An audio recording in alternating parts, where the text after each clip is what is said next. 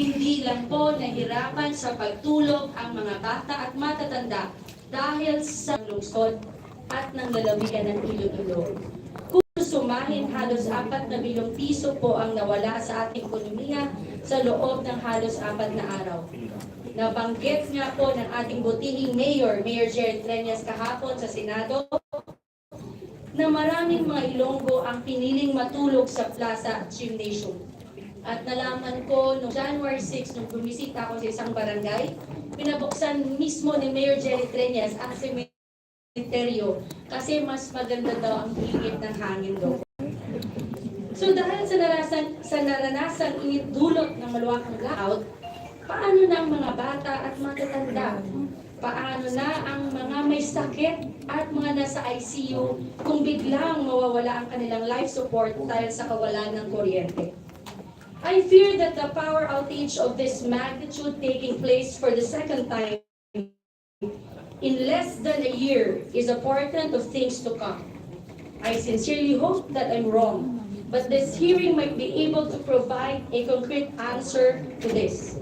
Patikim pa lang po ang itong pangalawang malawakang brownout sa problema sa enerhiya sa Panay Island. Meron pa po bang susunod na malawak na aberya? Ano po ba ang mga pagbabagong dapat nating ipatupad? Yan po ang ilan sa nais masagot ko sa pagdinig ngayong umaga.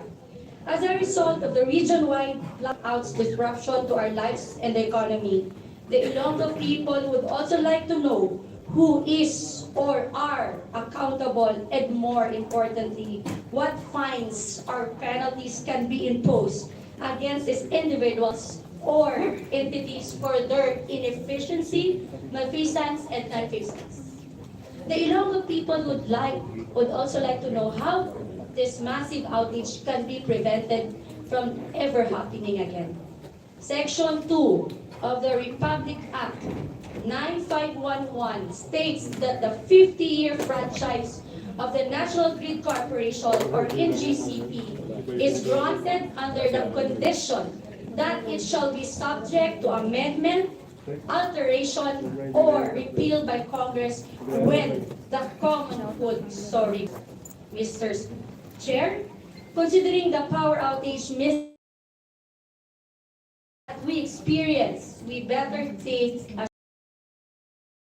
whether the franchise is being adhered or not.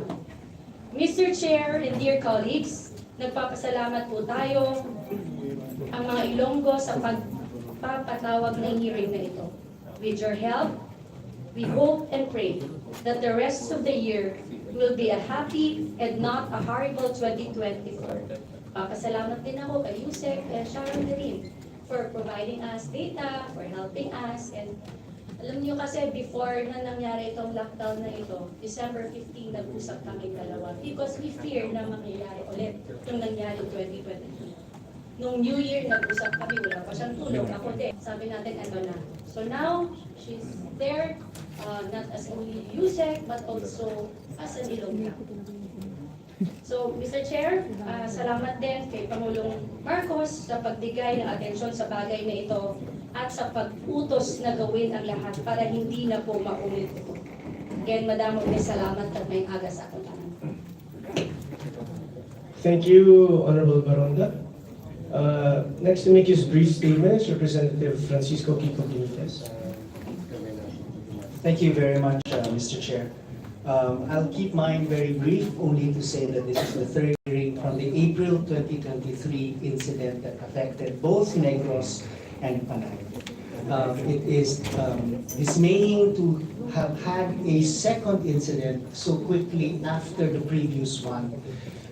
It indicates that in many ways, the slow wheels of legislation seems to move faster than the actions of our energy stakeholders in response to a certain urgency that has shown itself twice in the previous few months. Mag-iisang taon na ho na nangyari ang April 2023 brownouts at blackouts sa Negros at sa Panay.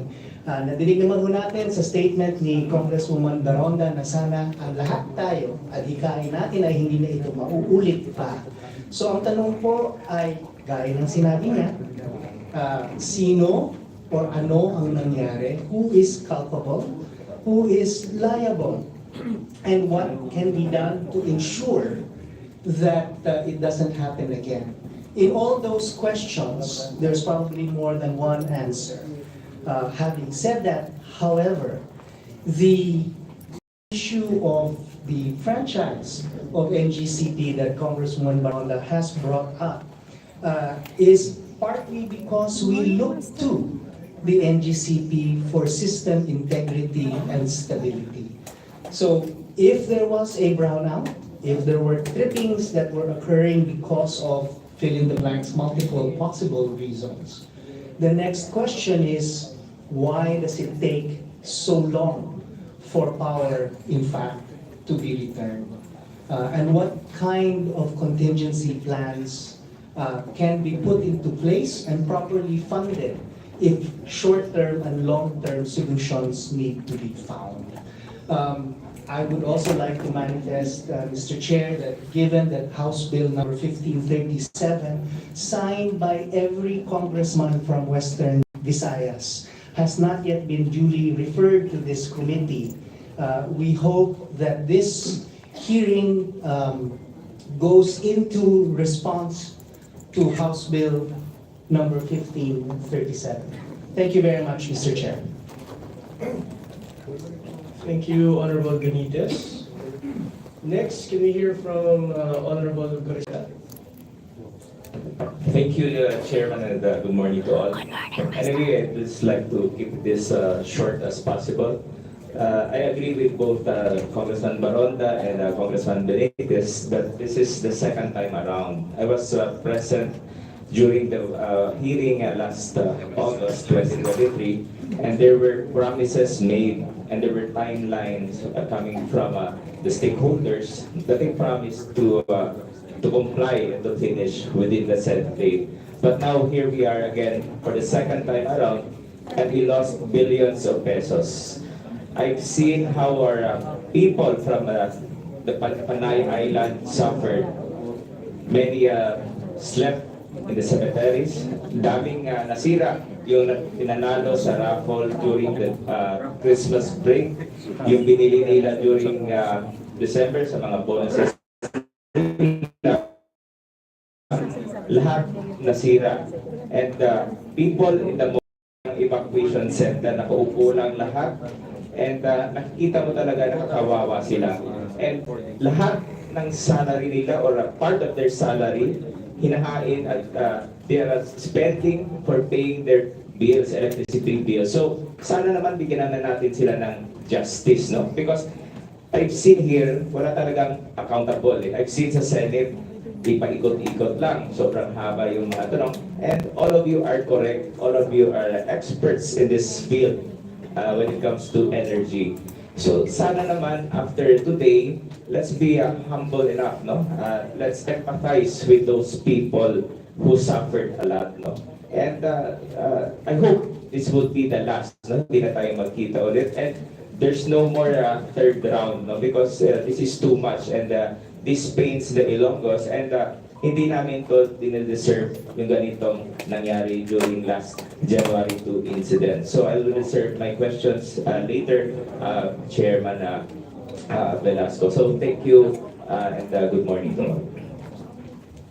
Thank you, Honorable Gariceta. But before we proceed, I'd just like to acknowledge the presence of Honorable Ana Minosa Plaza. Proceeding, can we hear from Honorable Manuel for a brief statement?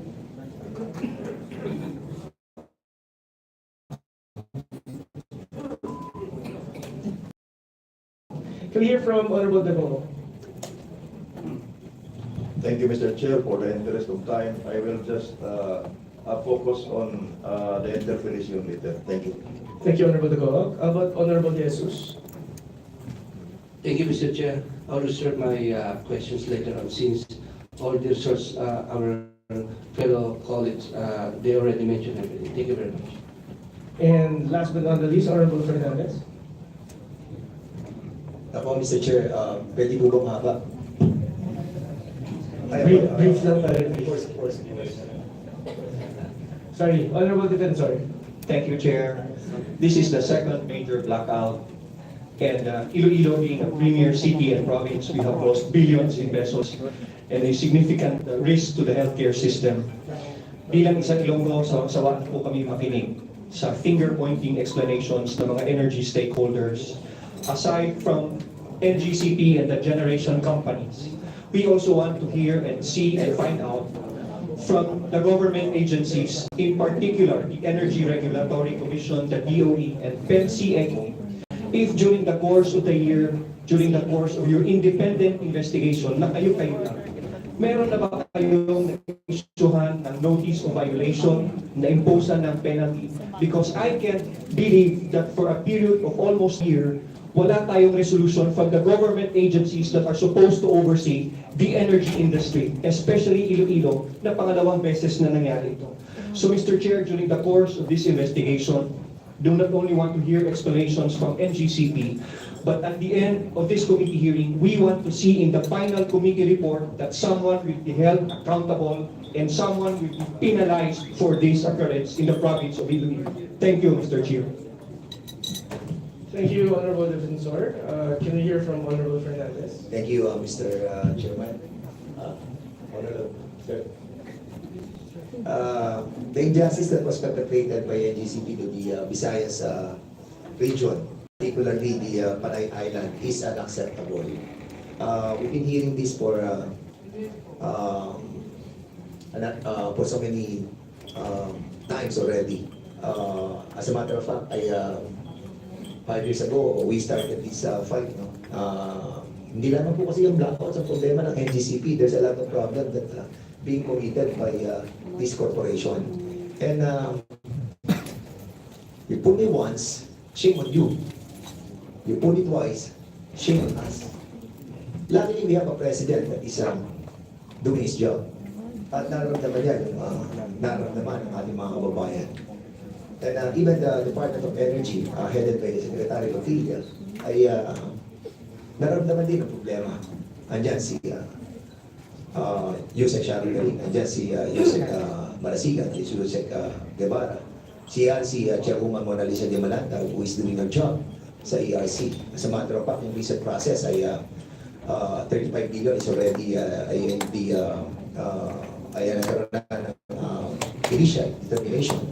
And 200 billion na disallowed by ERC doon sa hinihingi ng NGCP na 383 billion was disallowed by ERC. We are moving forward. Merong nangyayari. Andito ang Transco, andito ang everybody in the government is doing their job. Parang isa na lamang ang hindi gumagawa ng kanyang tungkulin. Aside from the reset, meron tayong million projects, meron din tayong tinatawag unfair tax due to the government. As a matter of fact, even the son of the president, Sandro Marcos, nag-file na rin po siya. Dahil unfair yung ginagawa po ng NGCP. And the most important thing is the security of this nation. Imagine, unknown people, unelected people, money, the control center. Yung control center being funded them. Hindi natin alam. Billion na nawala sa Iloilo because of those people na hindi natin kilala. And that's the reason why we are here, para makilala at makita at mahubaran po natin sila. Mr. Chairman, I hope that we will do our share.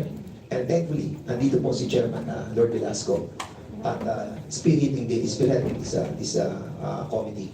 At halinawa, sana nga, hindi na tayo mabot ng ikatlong hearing. But I hope that with us, all of us sitting here, singing in one voice, we will achieve something. Maraming po salamat, Chairman, at mabuhay na po. Thank you, Honorable Fernandez. Maybe hear from Honorable Castro. She has any brief statement. Yeah, thank you, Mr. Chair. So, thank you Mr. Chair, no, nagpapasalamat tayo dun sa pag-hold ng ganitong meeting dahil talagang alam natin ang electricity is a public utility. And so, this is also a human rights na dapat na meron.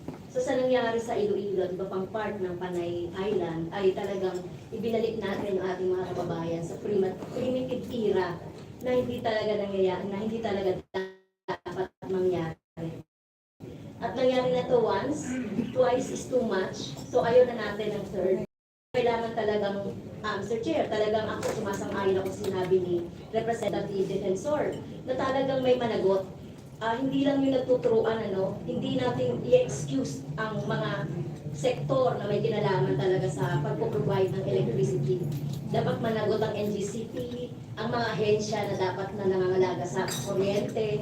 Mananagot din yung mga distributor kasi dapat meron din silang ginawa para dito. So, lahat talaga kailangan natin busisiin, Mr. Chair, at dapat hindi na ito mangyari. Dahil natatakot tayo, Mr. Chair, na mga baka, kung ganito yung kalakaran, baka mangyari ito sa Metro Manila and other parts of our country. Kaya kailangan ang ating pong magkakaroon po tayo ng recommendation dito sa committee na ito na talaga pong yung hindi na mangyayari sa Iloilo, sa Panay Islands, at di mangyayari ito sa iba pang parte ng ating bansa, Mr. Chair. Thank you. Thank you, Honorable Councilor. Honorable Manuel, for a brief statement. Thank you, Mr. Chair. Mr. Chair, I commend this committee sa pag-initiate natin. Actually, yun ang pangalawang inquiry na po ito. And I feel strongly about this. Kasi, Mr. Chair, umuwi ako sa amin. Sa Iloilo po ako nag-spend ng holiday season. Kaya, personally po, naranasan ko yung 3 araw na brownout or blackout pa nga kung matatawag.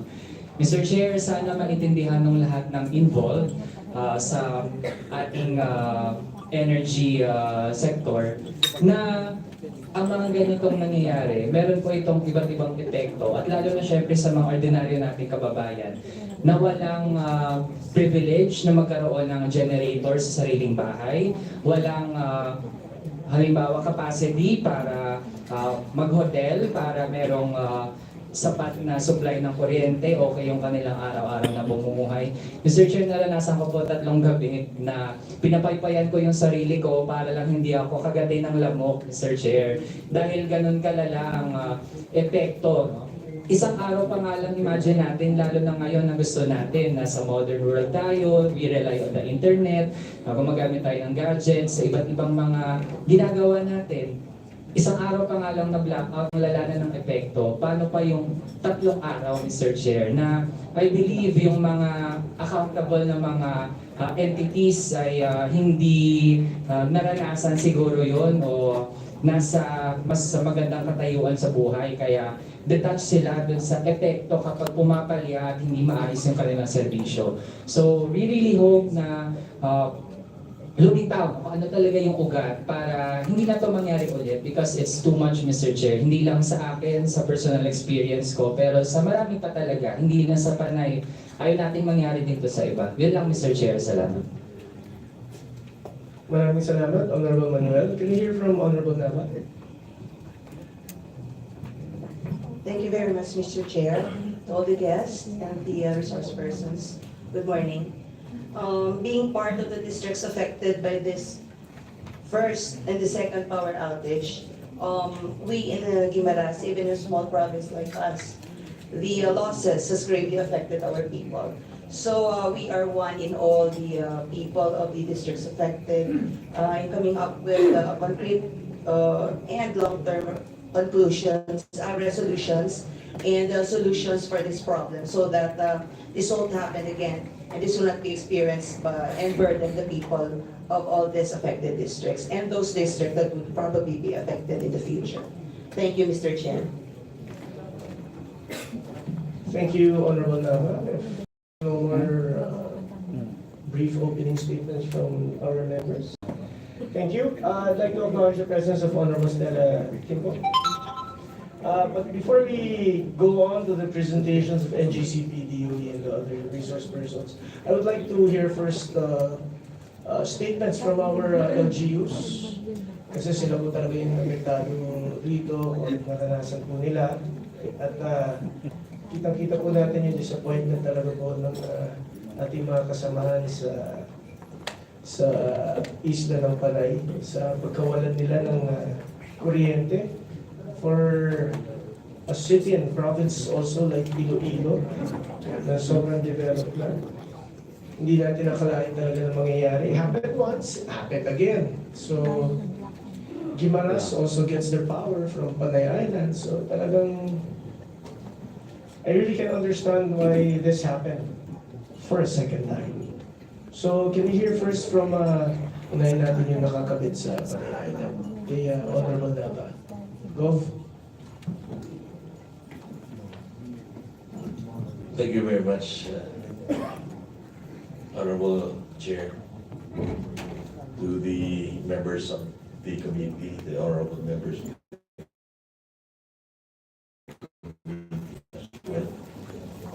We and the members of the House present, we would like to first express our appreciation for the invitation, as well as to manifest our support for this initiative. We're not new to power interruptions, actually. For the past year, we experienced not less than 60 hours of power interruptions, the mission base, whether it's scheduled or unscheduled. But to have blackout or power outages that had lingered for days, especially that it happened twice in 9 months, is definitely unprecedented, Mr. Chair. Certainly, all the sectors are affected.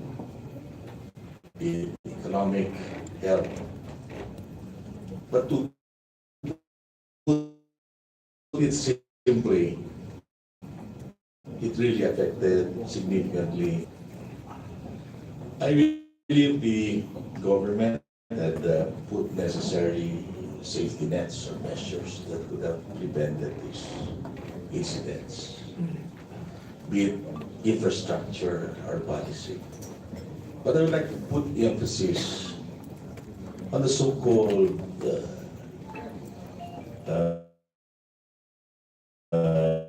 swinging reserves, which form part or substantial part of the bill that the NGPC delivers to the distribution entities. On our part, it's the Giberas Electric Cooperative. So this is, I'm talking about the ancillary support services, which is composed of regulating reserves, contingency reserves, and the dispatchable reserve. On our case, this represents more or less 50% of the bill that Yumelco is paying NGPC. And we all know that this is passed on to the consumers. So we are asking, one, with all this bill that we are paying, why do we still experience these outages, particularly the two outages that had been there for days? As well as we question the different sectors of the power industry compliant with the provisions of the franchises as to their duties, responsibilities, and commitments to government.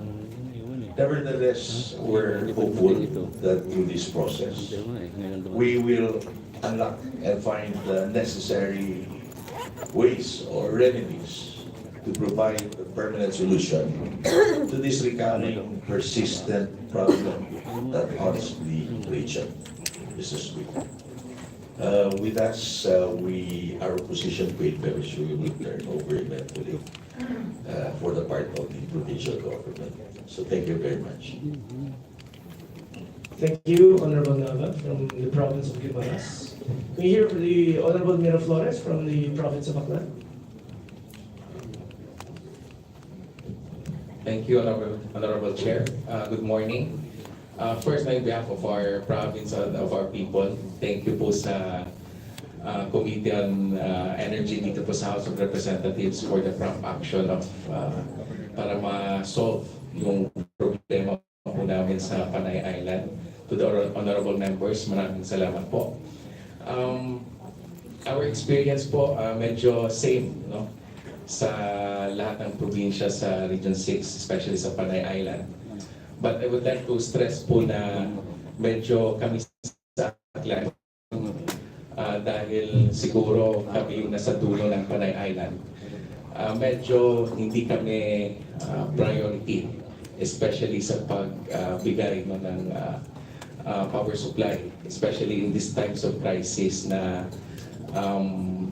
kailangan din namin sa probinsya.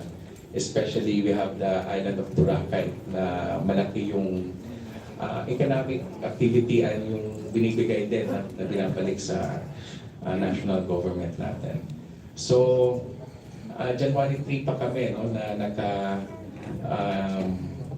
nung nangyari ko ng January 2, January 3, tumatawag na sa amin yung mga stakeholders in Boracay na hindi na nila kaya yung mga generators nila, hindi na kaya na ma-supply yung mga sarili nilang mga establishments.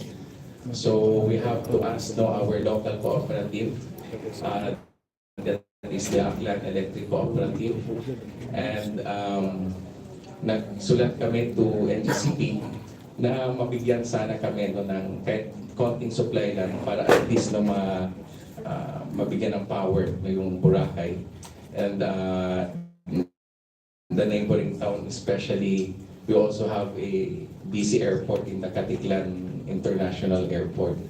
So, January 4 pa po na fully restore yung power sa Boracay pa lang yun. And yung isa po namin na-experience, especially sa NGCP, is wala po silang proper coordination po, especially to the local government. There's no communication po sa amin na na-establish on how, why, and when, no? Yung mga nangyari po sa blackout. So, especially for me, after governor, maraming nagtatanong, maraming nagre-reklamo. So, we cannot properly address those issues, problems, dahil yung tanggapan po ng NGCP ay hindi po nagko-coordinate properly sa amin. So, first, no, yun po yung isa po na pwedeng magawa po ng NGCP, especially with our local government, na sana, and I hope na hindi na po mangyari. But in time emergency power crisis, I hope na bigay po sila sa amin ng updates, no? Para at least alam namin yung gagawin, yung together with our local electric cooperative, kasi kami po, at least po napaprioritize po namin yung supply kung saan pupunta sa hospitals namin sa Boracay. So yun po yung may importante talaga na na-supplyan namin during the crisis. So I hope no, na these issues will hindi na po mangyayari ulit. Kasi same po namin no, sa mga kababayan namin na they suffered enough blackouts, and kawawa po yung especially yung marginalized sector po namin na talagang sa electricity po nag-gain po ng mga activities po namin at industry. So again, thank you po and good morning. Thank you, Honorable Mayor Flores from the province of Aklan. And last but not least, can we hear from Honorable Artisan Sir, province of Iloilo? Good morning, Mr. Chairman, honorable members of the committee, as well as the power sector. Thank you very much for this immediate hearing. Iloilo, together with the Region 6, we are here to plead for an immediate solution to the problem. It has happened before, last April of 2023. It happened last week, and it will happen again. For Iloilo and the rest of Region 6, two things. We are here to plead for the perfection of the management of the national grid, its protocols, and their execution. The completion of vital infrastructure like Phase 3 of the Cebu-Negros Panay backbone together with the substations and other facilities. Kung hindi po ito magagawa, agad-agad, mauulit yung blackout. Because Mr. Chair, we all know that machines really fail. Machines really need maintenance and rest. Whether it is a microwave oven or a nuclear power plant. What is important is that the grid should be able to withstand the trips, the anomalies, and the disturbances, and will continue functioning physically and management-wise. Importante sa amin na may mananagot. Pero mas importante sa akin, yung agad-agarang solusyon. Time is of the essence. If the grid continues to be weak and vulnerable, the blackout will happen as a matter of natural course. A national grid without a backbone is not a national grid. We have to give it another name. A national grid with an unfinished backbone is a very weak national grid.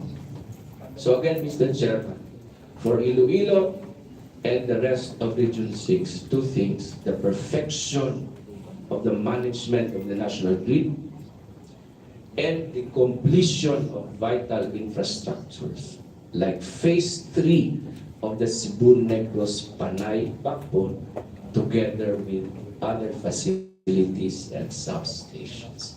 Thank you very much, Mr. Chairman, and good morning.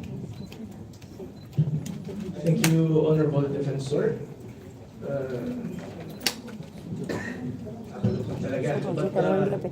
Definitely, this committee hearing natin yung solution. There were recommendations made. The recommendations made last hearing. I think there's also an interim grid management committee recommendations that the recommendations were given by the IGNC. I'd like good flow of presentations here. I'd like to start with NGCP first, then we go to the DOE, then we go to ERC, and then we go to the other resource persons. I hope you can give just a brief for NGCP, what really happened. I don't know if the other resource persons will also give their side or their story of what happened. So, while the resource persons are explaining, I'd like to ask our members to refrain from questioning first and reserve your questions during the interpellation. So to start, can we hear from, I guess NGCP should start? Good morning to all. Yes, good morning. I'm Anthony Almeda, and Clark will do our presentation, and Mike up to beside me. I'd like to request, Mr. Chairman, if I can make a 1-minute statement. Yes, please proceed. Thank you very much.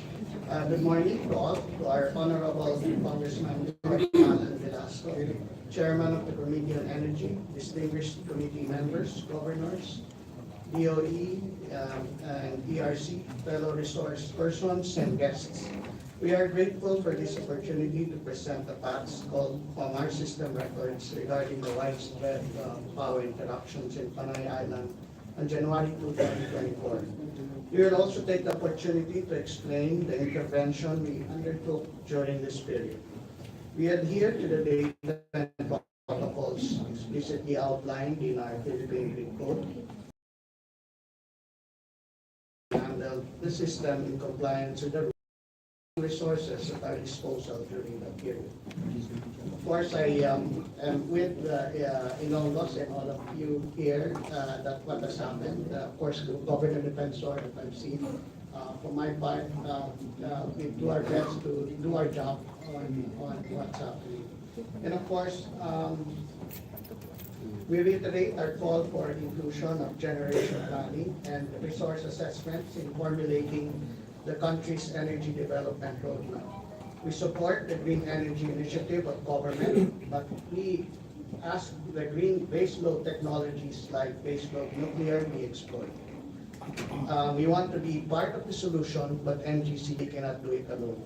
We need the cooperation of stakeholders and the whole government to ensure the stability of transmission services that will support the reliable power supply for Filipinos. We need generation, plus us transmission and distribution, power in and power out. Again, thank you very much for your time. God willing, to get a solution. And governors and we make my rounds, and if any that I have not, our company hasn't made our rounds on companies, my apologies also. Anyways, good morning, and maybe Clark can make our presentation. Thank you very much for the time.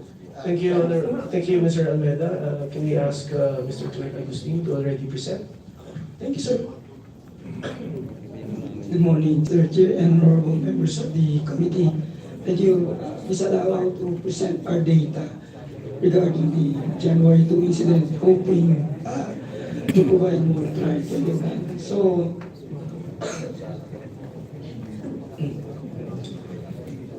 as background po, for Panay, Panay grid has a unique configuration. So, it is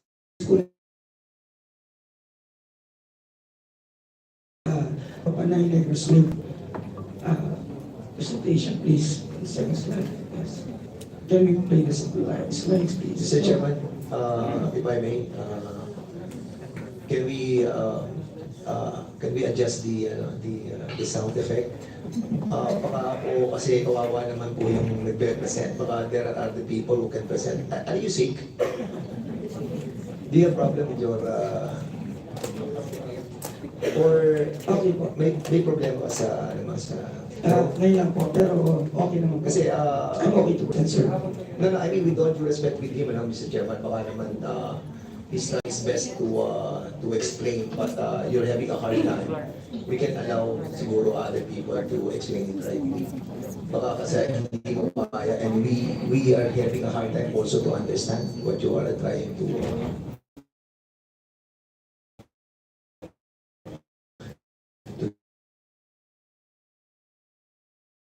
nature. Pero kung kaya, sige, go ahead. No, if let's ask Mr. Clark to present. If the members couldn't understand what he's presenting, if we can ask NGCP to ask someone else to present. Mukhang na-strain na yata na doon ang boses ni Mr. Clark kahapon sa Senate. Pabigyan lang ng hot water para baka maayos-ayos ang voice. But then, I guess he's the person presenting because siya yung talaga nakakaalam. So that's why, let's see na lang, if you can't understand it, then we ask NGCP to If I may, Mr. Chairman, is he the guy coming from the Visayas system operator? Ikaw ba yun sa SO sa Visayas? No, I'm from the National Systems Operations. So, Is he around in BSO ninyo? Is he around? BSO. Yes, ma'am. Oh, baka Dito na Honorable Fernandez. If I'll try to check them later if any of you tells me that you can't understand what he's saying, then we'll ask someone else to present. Okay? no problem, Mr. Chairman. Thank you. Please proceed.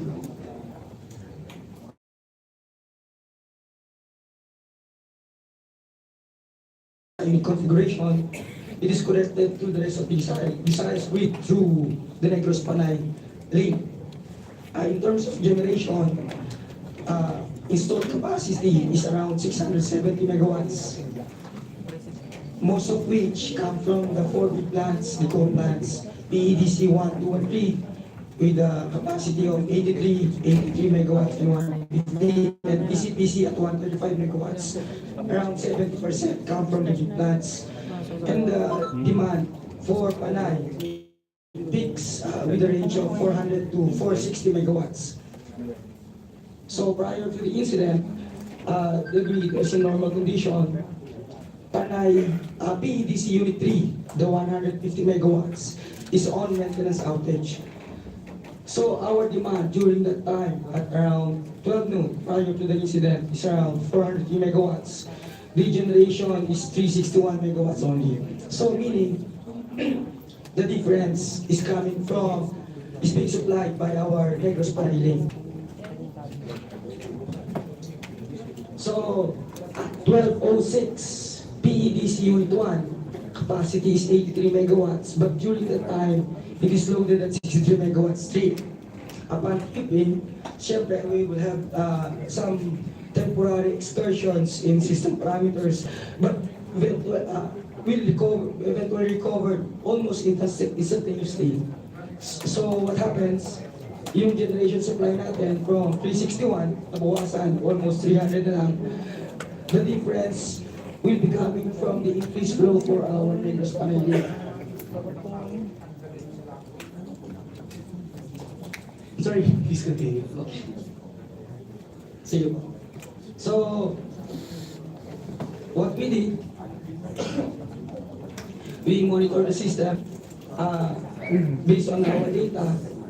All parameters in terms of voltage, frequency are within limits, no overloaded transmission lines, operating margin is sufficient. So we did our normal dispatch process. And then our coordination with PEDC Unit 1, they told us they will be coming back online within 2 to 3 hours. However, before 2 p.m., they gave an updated message that they will be coming back either at 1700 or 5 p.m. Oh, please.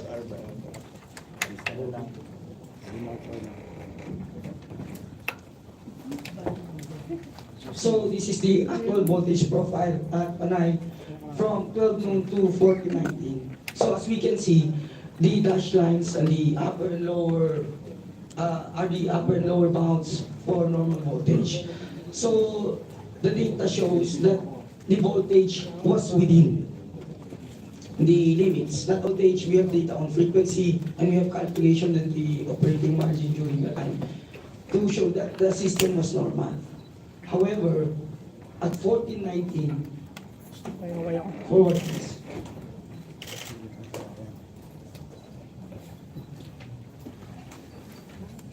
Almost simultaneously, the following plants state. When we say almost simultaneously, there are different, say for example, milliseconds and seconds time difference. In electrical engineering terms, medyo mahaba na. So, a total of almost 300 megawatts of the plant state together with the reaction of the load, demand also tripped. So, what happened? Panay is left with no generation, no local generation. So, we are left with around 190 megawatts of demand, load, which is supplied by our Negros Panay link. So, what we did, since nagkulang na po, at this point, emergency na po sa Panay. So, what we did, yung flow po ng Luzon Visayas link, which is prior to this, nagsusupply si Visayas to Luzon. Nireverse po natin yung flow para si Luzon naman ang magbigay kay Visayas to augment the loss of the supply. And then we declared yellow alert kasi nga po insufficient na po yung reserve. And then we advised the plants that trip to check their status, and if they're okay, go back online immediately so they can provide all the support. So sa system po kasi, pag mababa ang masang voltahe, wala po kasi mag-absorb ng tinatawag na power or magpo-provide ng active power support. For this case, zero generate po tayo. So, tumaas ang voltahe, ang tendency po kasi meron tayong protection sa overvoltage para i-protectan po yung linya natin. Kasi pag yun na-damage, medyo mas matatagalan po. So, eventually, as a consequence of the multiple tripping overvoltage, nag-trip po yung Negros Panay, resulting to isolation of whole Panay. That's the sequence. So, that happened at 15:07. So at 15:10, we declared market intervention. Kasi during normal condition, all the plant schedules are coming from the market operator, from IMAC. Kaya po, as a proof pa pala, kaya normal tayo nung 12:06, nag-adjust yung schedule na pinapadala ni market para i-accommodate yung mga changes ng mga plant loadings. So, ito po yung summary ng timeline for better appreciation. 12:06 to 14:19, the point duration na CPED's unit 1 lang ang wala. So, we maintain the system parameters with the limits by doing those actions. Yun nga po, we manage the load generation balance as mandated by naman ni PGC. We adjusted MBAR from the different power plants. However, 1419, dun sa pula, nagka-emergency state na po tayo after multiple trippings ng mga power plant. So yun po, naka-detail dyan yung mga planta na tinawagan natin, PB101, PDPP, PCPC, at 1437, we allowed them to get their feedback power. Yung mga planta po, may details na dyan. So, after 1507, isolation in Panay, we immediately implemented our restoration process. So at 15:24, 17 minutes after nung isolation ni Panay, energized na po uli yung Negros Panay Lake natin. So, papagapangin na po natin yung power. Reload na po tayo gradually, and our main objective now is to provide feedback power to the power plants that were on plant outages, so they can start their units. So for the next slide po. So 1507, immediately after the isolation, we started the restoration process. So after 17 minutes after, we were able to energize the link. The Bacolod Barotac-Beho is the Panay Negros link. We provided feedback power to PCPC at 1547 and PEDC at 1652. Here are the timeline for the synchronization of the plants. So at 1647, PDPP3 was already synchronized, followed by PB101. So, unti-unti po pumapasok yung mga planta, unti-unti nag-restore tayo ng demand. Kailangan po binabalansin natin eh. Pero ang malaking player po kasi dito, yung mga malalaking planta, which is dalawa na lang ang remaining natin. Si PEDC, tatlo pala, sorry, ang hinintay natin, PEDC 2, 1 and 2, and PCTC. Si PEDC 2 was able to get online the same day at 11:45 p.m. And then si PEDC, almost yung mga 9 hours, si PEDC 1, January 3, the day after at 7:45 a.m. And then si PCPC on January 5, almost 2.5 days, naka-online po siya at 1:33. And then nung nag-claim po siya ng normal loading, stable loading at 12:25, we were able to serve all the remaining loads at Panay. That's why at 12:34, we lifted the market intervention. So our schedules for the dispatch will be again coming from the market. Next po. So this slide just show the timeline. Yung bar graph po, yung po yung duration ng restoration nila. So you can see, nauna po si PDPP3, si PBB101, habang mahaba po yung bar, mahaba yung for the restoration. And then dito naman pong graph sa baba, yan po yung restoration ng load. It reflects the demand and the restore sa Panay. So gradually po, pag pumapasok yung generator, nakakapag-serve po tayo ng demand. So nung maibalik po sila lahat, all loads at Panay were being served. That's it po. Thank you. Thank you, Mr. Clark, NGCP. Thank you for the presentation. Can we hear from Department of Energy, Yusek Sharon? Good morning, Chair, and good morning to all the honorable members of this committee. Thank you for the opportunity. Mr. Chair, we would like to start with the presentation on our side on the sequence of events, followed by the assessment of IMAP on what their observation was, and TRANSCO being the transmission corporation, the government, sir. We're trying to present this as objectively as we can, so that the members can assess properly and constructively, Mr. Chair. First to present, Mr. Chair, is ASEC Mario. Yes, Asek Mario, please proceed. Thank you very much, Mr. Chair, and good morning to all honorable congressmen present, as well as our honorable officials of the local government unit and all the attendees. I would like to present the collection of the Department of Energy on the different timelines and sequence of events that has happened in Panay Island from January 2 to January 5. So as you can see here, before 12 noon of January 2, the electricity services in Panay and Negros are okay, no problem. As far as the incident that has happened by 12:06, when in PEDC coal-fired power plant 113, this was reported to us that this is due to move of the power plant.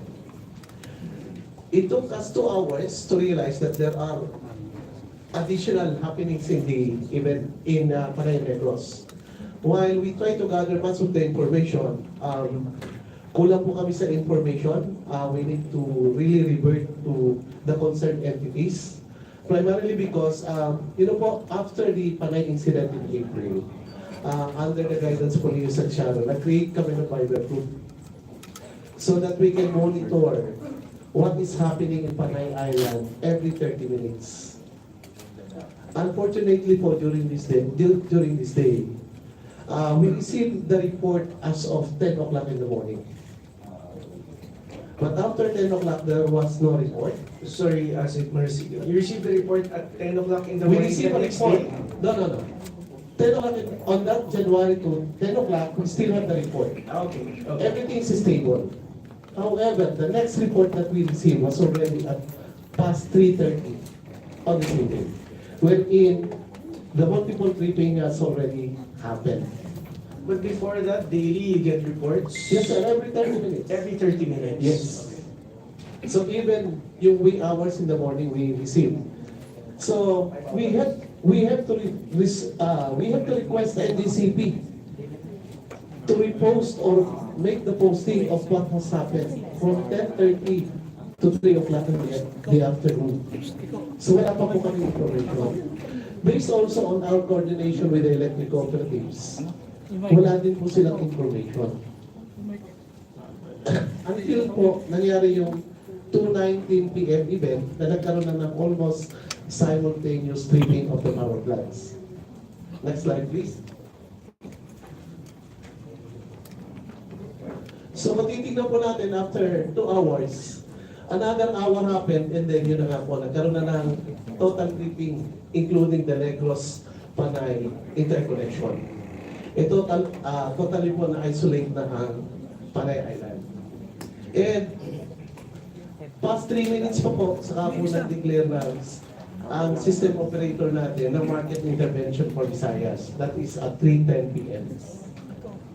Then, of course, naasahan naman po natin, and after another 14 minutes, na-restore na po yung operation ng ating Negros Panay interconnection.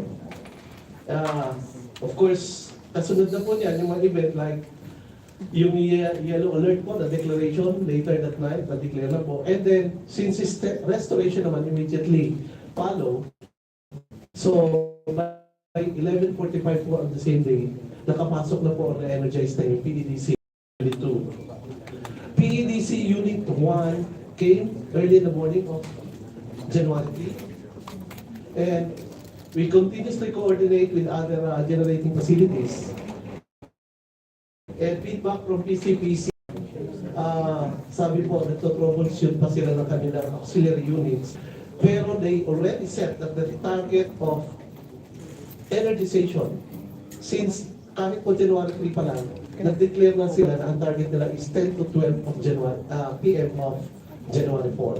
Having encountered problems nga po doon sa kanilang restart. I highlighted also the operation in Guimaras, Iloilo, kasi sila yung pinakamalapit sa linya. They got the full power po by 9 o'clock, 9:30 the evening of January 3. But the following day, they were also advised to have also, they had to undertake manual load dropping kasi kahit meron ng full supply, LGCP has to allocate kasi hindi pa stable yung lead. So the other sequence of events here that I present in my succeeding slides, particularly in January 4, was more on the restoration process. So this operation of capacities for distribution utilities and electric cooperatives, and the conduct of the manual load dropping. So kagaya po na nabanggit kanina ng ating kagalagang na gobernador sa Aklan, they requested prioritization kasi nga po, they have to really energize in full yung Boracay. And they also recognize po yung mga vital installation po natin like government hospitals, yung po mga government facility, plus the airport. Kasi alam po natin kung ano yung major economic na nangyayari doon sa Aklan. Then, we continuously follow up po kung ano yung restoration efforts ng PCPC kasi we do understand that 135 megawatts is really needed to complete yung full restoration ng Panay. And report naman po ng PCPC, well, hindi nila binabago yung target nila 10 to midnight of January 4. Next slide please. So ito mo ang nag-highlight on January 5 na yung lahat nating mga electric cooperatives were advised to fully energize their system between 11:27 and 12:35 in the afternoon. We have also received communication from NGCP that at 11:33 they got words from PCPC that it is already operating at a stable condition. So na-lift na po yung system of yun ang system operator natin yung market intervention. And na-reach po naman ng PCPC yung kanilang 135 megawatts full load at 12:49 in the afternoon of January 5. So yun po yung sequence of events na kinulit namin.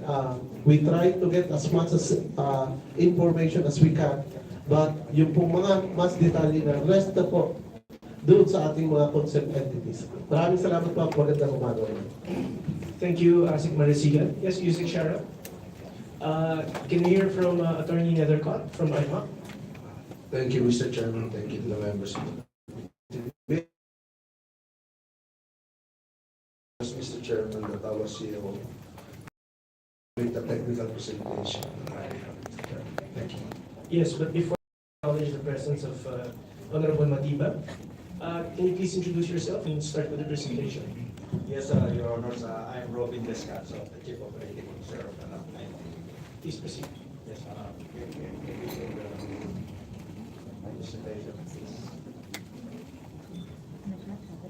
presentation, please. Yes. Next slide po. Go straight. Okay, shown in the monitor, sir, is the map of Visayas, particularly showing the interconnection. So as you can see on the left side, nasa dulo po si Panay sa interconnection. So in terms of kung meron mga available surplus sa system, nasa dulo si Panay. So kakainin po ng ibang grid islands ang surplus bago makarating kay Panay. So pangalawa po is kailangan malakas yung interconnection. So it's that condition po, kailangan may enough local generation for Panay to support the requirement ng Panay. Next slide, please. Next slide, please.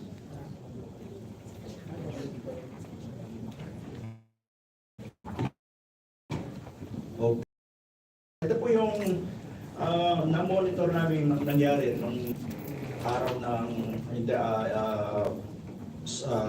blackout. No? It started on sa event number 1 at 12:05 normal point system, and the local generation coming from Panay is 355 megawatts. But the demand of Panay is 400, so the rest of the requirements coming from sa voltage. No?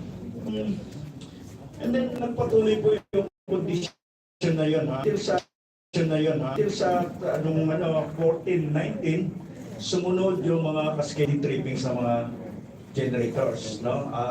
Ayon sa mga discussion po, naunang nag-trip doon nung time na yun is Pan Concepcion, which is carrying about 135 megawatts. And the rest, malaki pa rin yung kinikerry. Kaya nawalan po kaagad ng 300 megawatts ang Panay.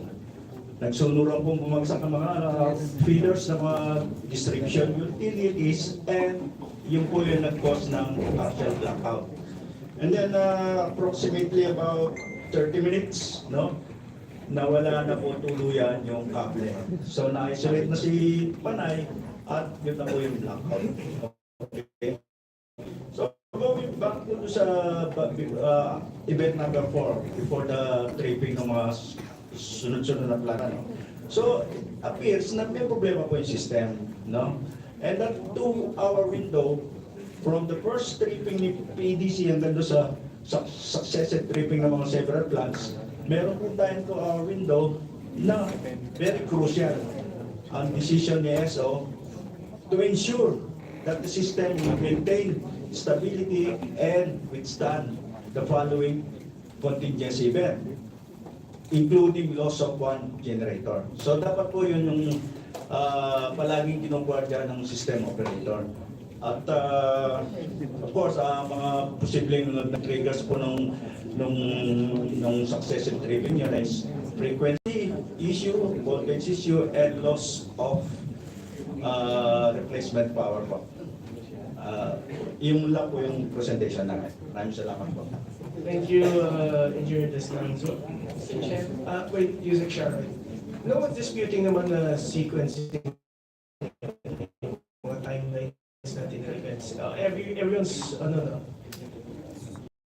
DOE, IMA, NGCP, pare-parehas lang naman yan.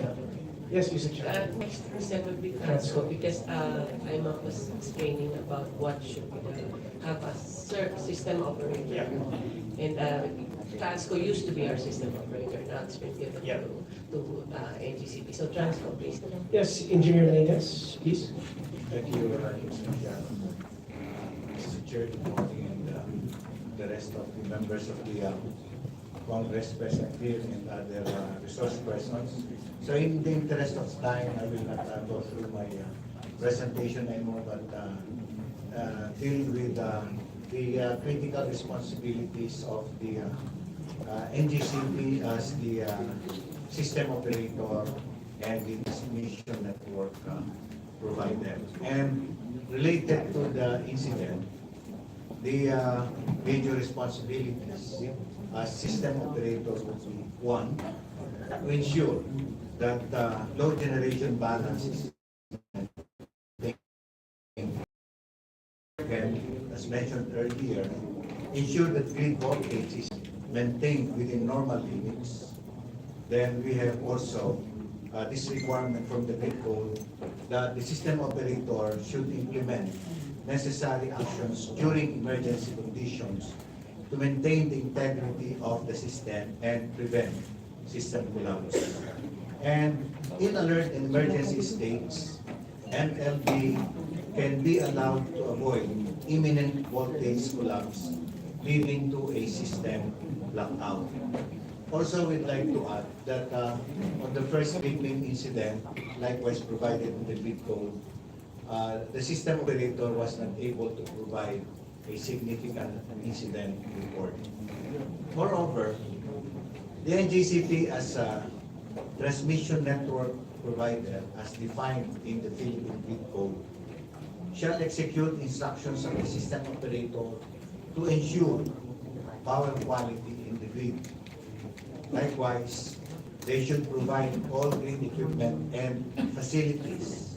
And as such, we have identified several transmission projects that should have this been completed and implemented, the Panay blackouts could have been avoided.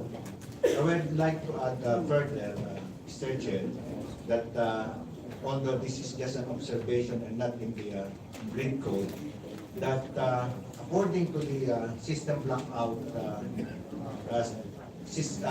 simulation drill, black start restoration drill last March 23, in the table exercise, the system operator could restore power within 2 hours and 3 minutes. However, this did not happen during this circumstance. I will be more than willing to discuss other details as provided in the Philippine Grid Code should the members of the Congress. Thank you. So, no other presenters from the Department of Energy? ERC? Yes. Can we hear from ERC? Chairperson Balanda? Yes. Yes, Your Honor. Good morning to all the members of the committee, and thank you again for this opportunity to share our updates from the Energy Regulatory Commission. If you can share the slides, please. So as you all know, we are conducting an investigation on this incident, similar to the exercise that we did after the April incident. Your Honor, we constituted the Interim Grid Management Committee so that there will be a technical team. So this is not a group of people that you can contest their technical capability. So they were the ones who studied the April incident. They're continuing their service to us with studying this incident. So what I will share with you, next slide please. Please go to slide 3.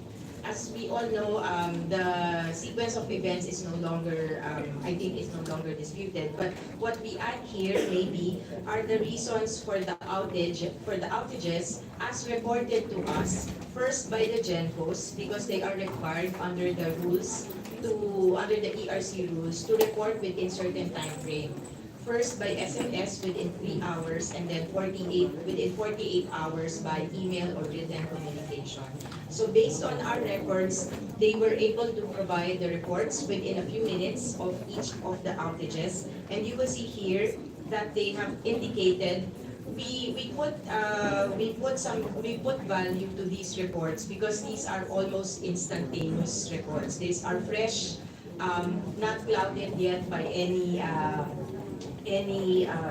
defensive moves or similar action, so to speak. But we put premium to that. So if we skip to slide 6, there are also reports that we get from NGCP, which are called the confidential daily operating reports or outage reports. There's a significant incident report that we also get.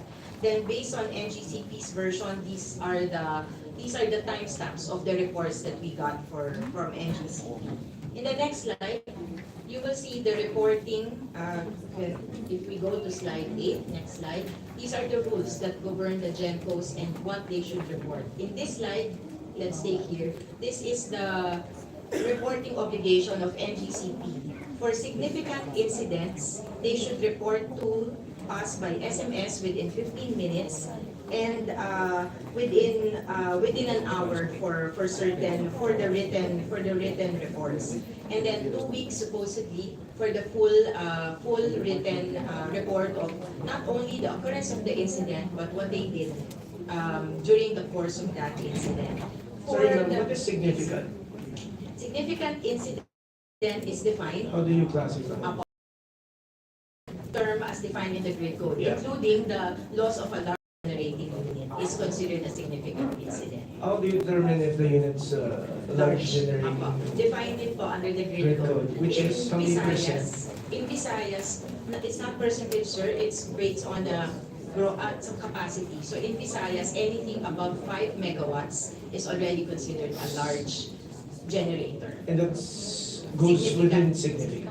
Tama po. So if you note for the outage of the PEDC unit, the first PEDC unit that went out at 12 noon, we did not receive significant incident report. The first report that we got was already following the cascading at 2 p.m. Okay, so next slide. This is just to present the parameters by which we are conducting our investigation. What are the obligations of the SO and what are the obligations of the GENCOs in cases of, in these instances? The SO in general, under the grid code, has the obligation to operate and maintain the grid to meet power quality standards. And then what's relevant also in the discussions yesterday at the Senate is what do you do when it's already an N-1 condition, meaning a large load, for example, has already gone out of the system, especially if there is no system integrity protection scheme or SIPs. These are temporary measures. If the grid is not yet capable of, is not yet meeting all the standards, you need to have a temporary protection system. What can the SO do in those instances? Under the grid code, the SO can undertake any of the following or a combination of the following. They can redispatch a generating unit. They can use voltage or power flow control on regulation transformers. They can reconfigure the network. They can do manual load dropping. They can also trip units. So these are the actions that we look forward to receive on the report of the SO in the course of our investigation. The next slides are also just the provisions of the grid code that are relevant in our investigation. We can skip to slide 16 in the interest of time. These are the operations of the GENCOs. The GENCOs are responsible for ensuring that their units will not disconnect except on certain instances. And the GENCOs are also responsible for executing the instructions of the SO during emergency condition. One issue that was discussed yesterday at the Senate was whether the grid was still at a normal state or already an emergency state at that period. We were not able to include the relevant provisions of the grid code here, but the grid code defines this is not a matter of interpretation, so to speak, or we come up with it on the fly. All those situations are defined under the grid code, including the conditions that would qualify for each. We can stop there, or what we have in the materials which we have shared are also the recommendations after the April incident. There were almost 20 measures that were agreed to be undertaken then by NGCP and the generators and the DUs. And as of the November report of NGCP submitted to ERC, almost all the measures have been completed. So part of our investigation, what is the impact of those measures that were reported have been completed and have led to still this event happening? That means we need to do more work. We need to, were there items that we have missed during the April investigation so that we can avoid this from happening again? Thank you. Thank you. Mr. Chair. Thank you, Mr. Chair. Yes. May we ask for copies of the ERC presentation? None of us have.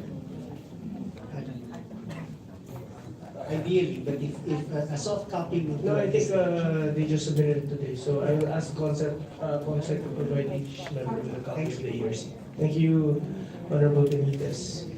Yes, so we have the ERC finished, the DOE, Transco, IMA, NGCP. Can we now hear from the generation side? Can we hear from PEDC? If you have any statements. If not, yes, Mr. Caballo. Good morning, Mr. Chair. We will reserve our statement During the interpellations. Can we hear from Palm Conception Power? Okay, and members of the committee, we have a presentation regarding the sequence of events that transpired to our PCPC plant prior and after the briefing. And our Lance Bautista here, our engineering specialist will do the presentation, Mr. Chair. Yes, please, Mr. Bautista. Good morning, Mr. Chair, and all of the honorable members of this meeting. So for the interest of time, maybe I'll just focus on the most vital parts of our presentation. Anyway, we will be providing, I think we've already provided in case other information are needed. So maybe we can skip to slide number 2 or page 3. The next one, please.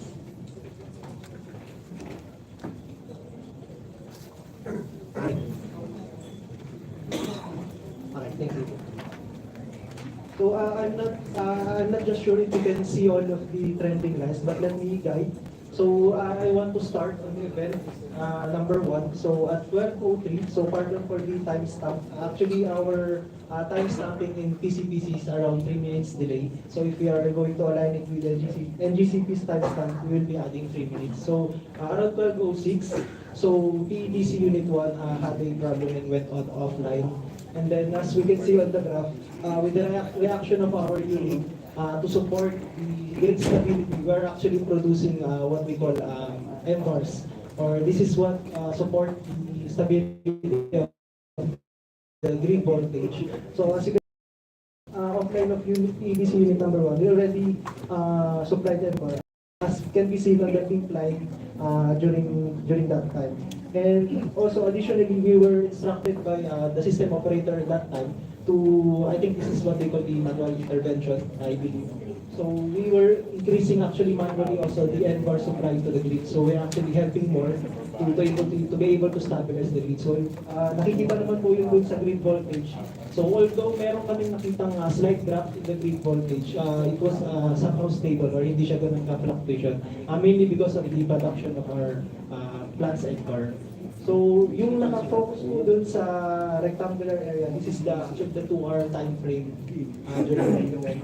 So we were, as you can see, we are steadily increasing yung NBAR support namin. We are continuously supporting the grid to maintain yung grid voltage within the Panay. Unfortunately, around 1419 or before 1419, we are actually in the instability levels na nung medyo sagat na po yung planta namin during that time because we are at full load, 135, and we're also supporting na rin yung grid with the NBAR. So, next slide.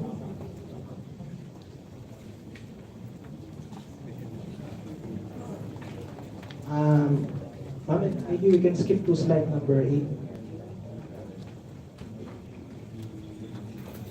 Just a good note, I think this was shared also by our IMAP colleagues as well. Meron po talagang difference na ng margin or margin na tinatawag natin sa supply and demand. Although maybe NGCP team can explain further if this is on the normal range. But yun din yung medyo na naging observations namin sa site namin. So if you can skip on slide number 8.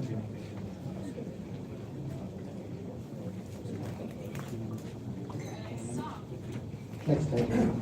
Also, this is the chronological events on the mismong tripping na po ng unit namin. So 1419, since instability levels na po yung sa generator namin, is na-activate na po yung generator protection namin by loss of excitation.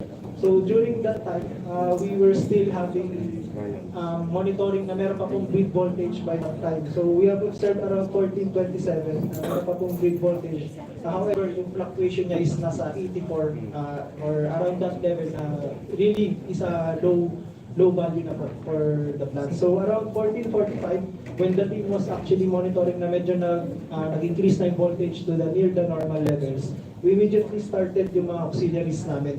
Mainly to provide yung cooling system for our equipment since maybe we can discuss later yung limitations nung sa planta namin. So we really wanted to restart yung cooling system namin for that what we call turning gear. And then at 1501, so we are starting the auxiliaries as we mentioned. Meron na ulit po kami na-detect na voltage fluctuations at 1506.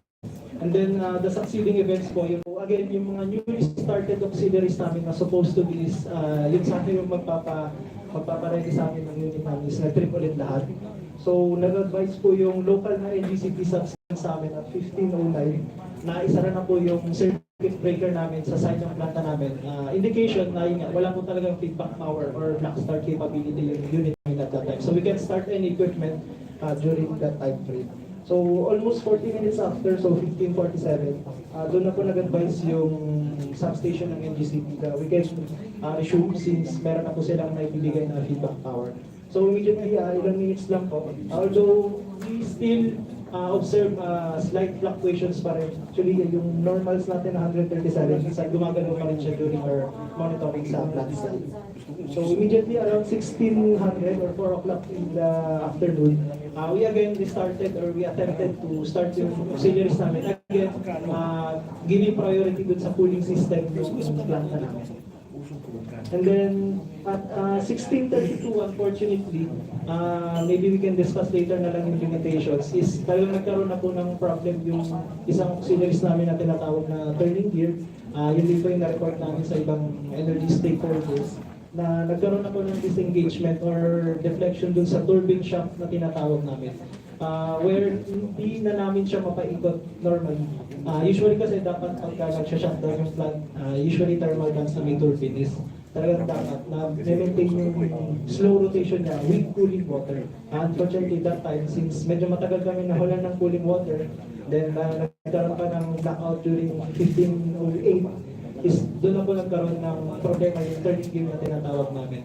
So hindi naman din po namin pwedeng tulitin na pa-implement kasi it might result to permanent damage na mas mahirap pong ma-recover from our side. So instead, yung usual na experience namin is we need to cool down the turbine 2 to 3 days before we can restart yung restoration ng facility namin.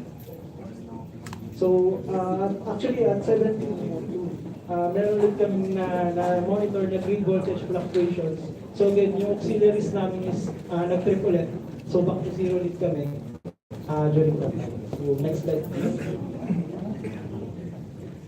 So for the restoration timeline, the following day, January 3, so meron naman ng feedback power during that time as mentioned na rin ng ibang stakeholders natin.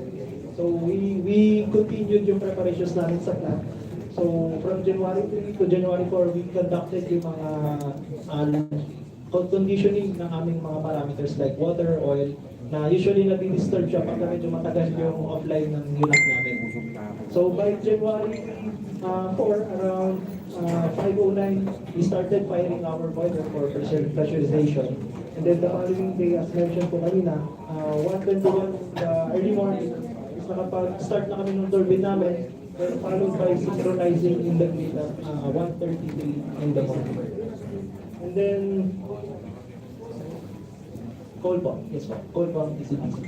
And then eventually, may minimum load na po kami na 50 megawatts at 5:18 in the morning. And then we were able to reach a full load at 12:49 in the afternoon. So, yun lang po. Thank you.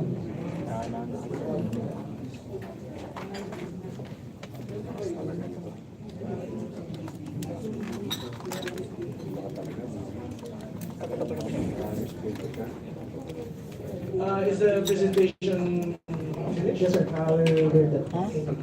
Thank you. Any other generation companies here from Panay? If not, okay, let's proceed with the ECs. If any of the ECs would want to give a short statement, a brief statement. Yes, Attorney James Balsomo. Good morning, Honorable Chair and honorable members of the House of Representatives. Our narrative report has already been consolidated in the report of the DOA, but on the part of the ECs, may we add for the record, Honorable Chair, that the shutdown of the Panay grid for the past 1 year happened not only twice, Mr. Chair, but thrice. First, in February 2023, the cause is undetermined. It lasted only for 8 hours, so less than a day.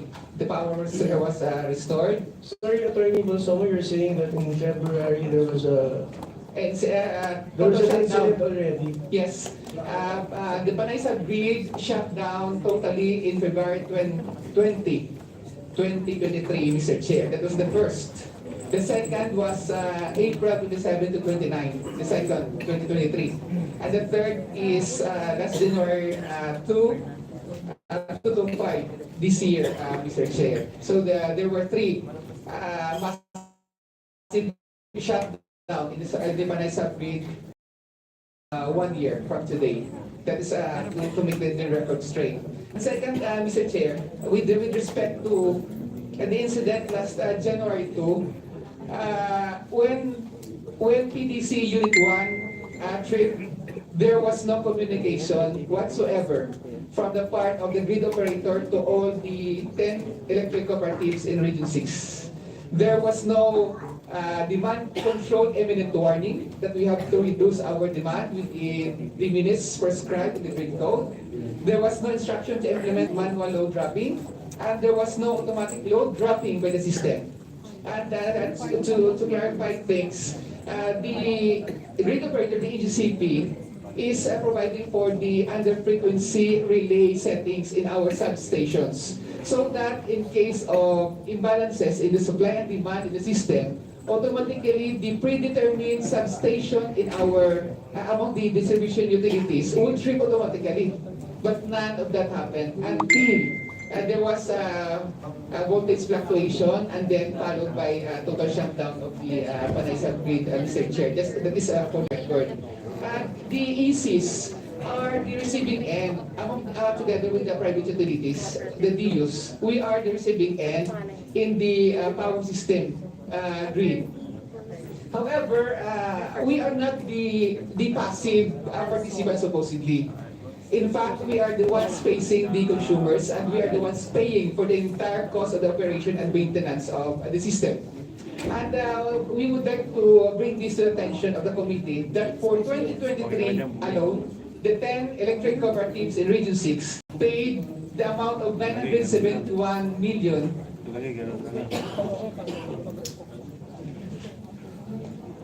421,608 and 28 centavos for ancillary services. These payments, these ancillary services are being paid by our consumers, whether utilized or unutilized. The purpose of ancillary services is to secure the integrity and security of the grid for any contingencies like this. But if the grid code has been followed, Mr. Chair, first, the grid should not have collapsed. And second, in the restoration part, given that the grid has already collapsed, the restoration process would not last for 4 days. Why? Because the chair is here. Under the grid code, the contingency reserve requirement should be not less than the largest operating unit in the grid. The part of Panay, that is 150 megawatt, the PDC Unit 3. Given the required power of 300 megawatt to stabilize the grid, upon the synchronization of PDC Unit 1, the night after the incident, and the synchronization of PDC Unit 2, the following day, the next morning, there should have been more than enough power to stabilize the grid if the ancillary services had delivered as expected.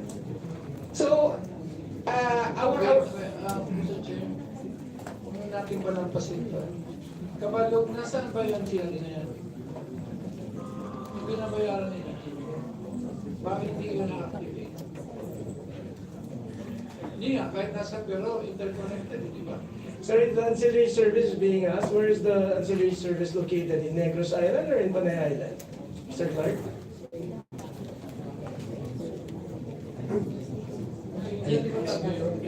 Pagkas po sa services, yung service Visayas wide, hindi po tayo per subgrid.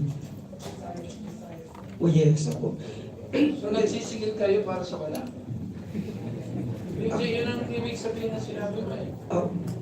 During that time po, nung mag-trip si PEDC, ancillary... Ito on record ha.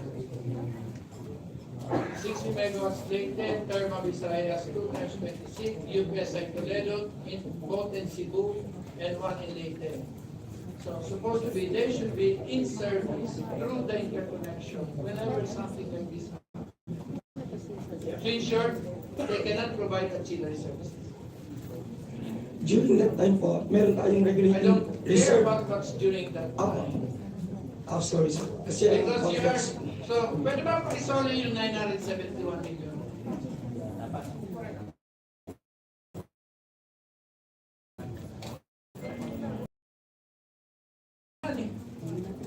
Honorable Joey, if we can reserve it later, if we already see the point. No, I understand already, but it might create a cascading of questions from the members, and I don't know how I'll be able to handle all of you guys. So let me just finish the resource persons from their presentation, and then we'll just go back to the question regarding the locations of the ancillary service.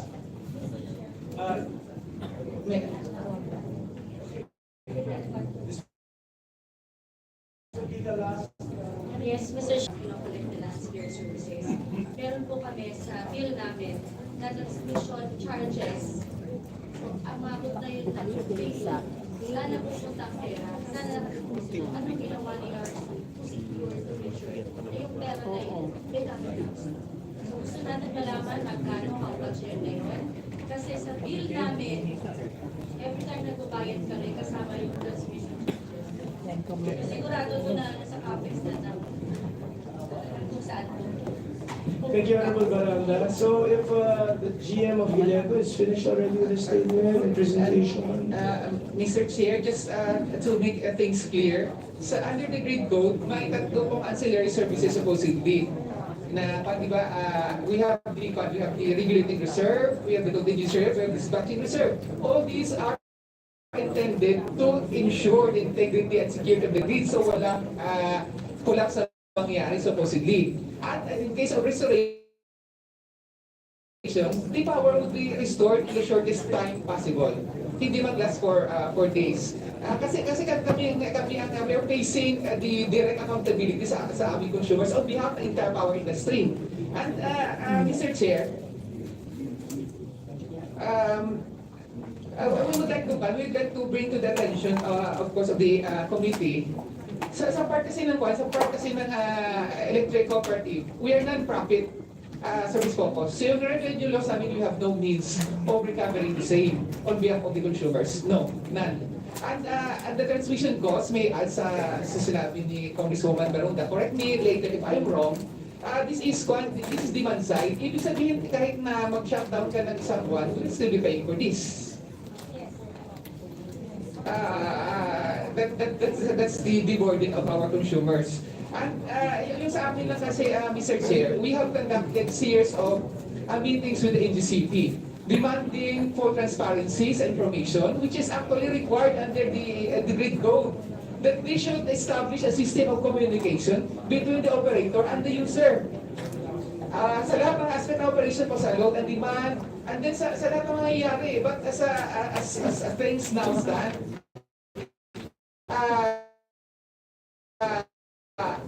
ma-inform na kami, sir, after the fact na.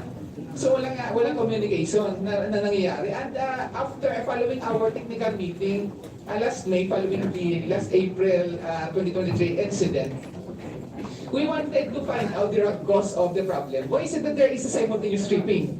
That is not the cause of the collapse of the grid. There is an underlying, there is a systemic problem underlying. Kasi theoretically, hindi magkaroon ng simultaneous tripping lahat ng mga generators natin. So we demanded the data from them, which is not shared, of course, publicly. But during the technical meeting, we demanded the technical data. And we, of course, made our own analysis and advanced our analysis on this.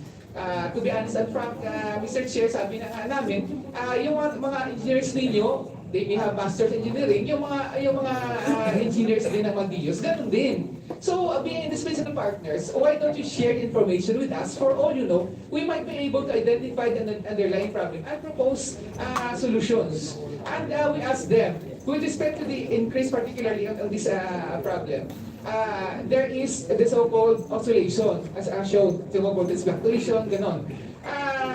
is there an instrument in the current grid infrastructure that could detect, which could dump the irregular frequency brought about and the weakening of the power system inertia in the grid brought about with increased penetration of renewable energy sources, particularly yung solar farms natin. Because they are emerging technologies. When our grid is formulated, wala pa ito. But they are creating problems. There are a lot of studies conducted years ago in the US, in Europe, and other parts of the world. And there are recommendations on this. Sad to say, we were made to understand wala. And according to the people from AGCP, one of the smart instruments that should have been introduced sa grid to manage effectively yung voltage fluctuation, yung M-bar problems, is the static bar compensator. Among the options, there are a lot of smart instruments in the market. Among this, one of the cheapest is static bar compensator. However, according to them, this is yet to be procured in 2025. But on the part of the ISIS, Mr. Chair, power security is a matter of national security. We wanted a sense of urgency in all the parties here. Because until the root cause of the problem is resolved, it would again be a matter of time, same statement na ibinitawan namin Mr. Chair no last April, it would be a matter of time again when the same incident would happen. Oh, so nangyari ulit. And then we wanted, of course, to determine if the report regarding the completion of the Cebu, Panay, Negros Panay interconnection is really progressing as it should. So our technical team from our ECs in Negros, Nuneco, may be underlying issues on this, but this at most 70%. It is supposedly to be delivered, completed by March of this year, supposedly December. Again, it's as a March. Again the target, but we seriously doubt, Mr. Chair, if the project could be completed in March, given the current state of the implementation, Mr. Chair. On the part of the electric cooperatives, we do not want to blame anybody here. We wanted effective solutions. We wanted to contribute to the solution, supposedly. On the last January incident, Mr. Chair, if there was instruction from the AGCP, we would readily comply, as we usually do. Wala pong pasaway sa distribution utilities. Lahat po ng instruction ng operator is seriously followed. At lahat po ng settings namin po sa substations namin are set by the GCP. We cannot do away with that. So kung ganito yung regulations nila, we have to comply. And lastly, Mr. Chair, on the issue na nag-raise kanina ni Governor Nabat at Governor Flores, on the equitable distribution ng available power in case of situation like this. Kasi we have limited power, it was allocated sa iba-ibang DIOs. However, there is no specific guidelines on how the grid operator should do this. Without the specific guidelines on how the available power should be equitably distributed, Mr. Chair, the grid operator cannot distinguish what is equitable distribution from what is whimsical. That's why nagreklamo ibang DIO. Kami, on the part of Electro 3, we maintain at the 30% level for several days. So ibang DIO, matataas. So we are not complaining on an perfect. No. What we are asking is that there should be equitable distribution. Hindi may ma-priorities tayo, hindi naman lahat dapat equally. Ang katulad sinabi ni Governor Flores, yung Boracay, at isa center of economic activity. Given. But there must be specific guidelines to govern situations like this. And we wanted that the grid code requirements, Mr. Chair, should be followed by all parties. Because following the grid code, this situation would have not lasted for 4 days, Mr. Chair. Because sa aming part, kami yung lahat ng sisi sa amin eh. But okay, that's the curse we have to face. Kami ay lahat ng reklamo sa amin, and we will bear all the financial burden after the incident, Mr. Chair. Thank you, Mr. Chair. Thank you, Attorney Balsomo. You touched on a lot of issues that I think could help our regulator and the DOE. Any other electric cooperative would want to give a statement? Yes, Finreca. Ms. Santos.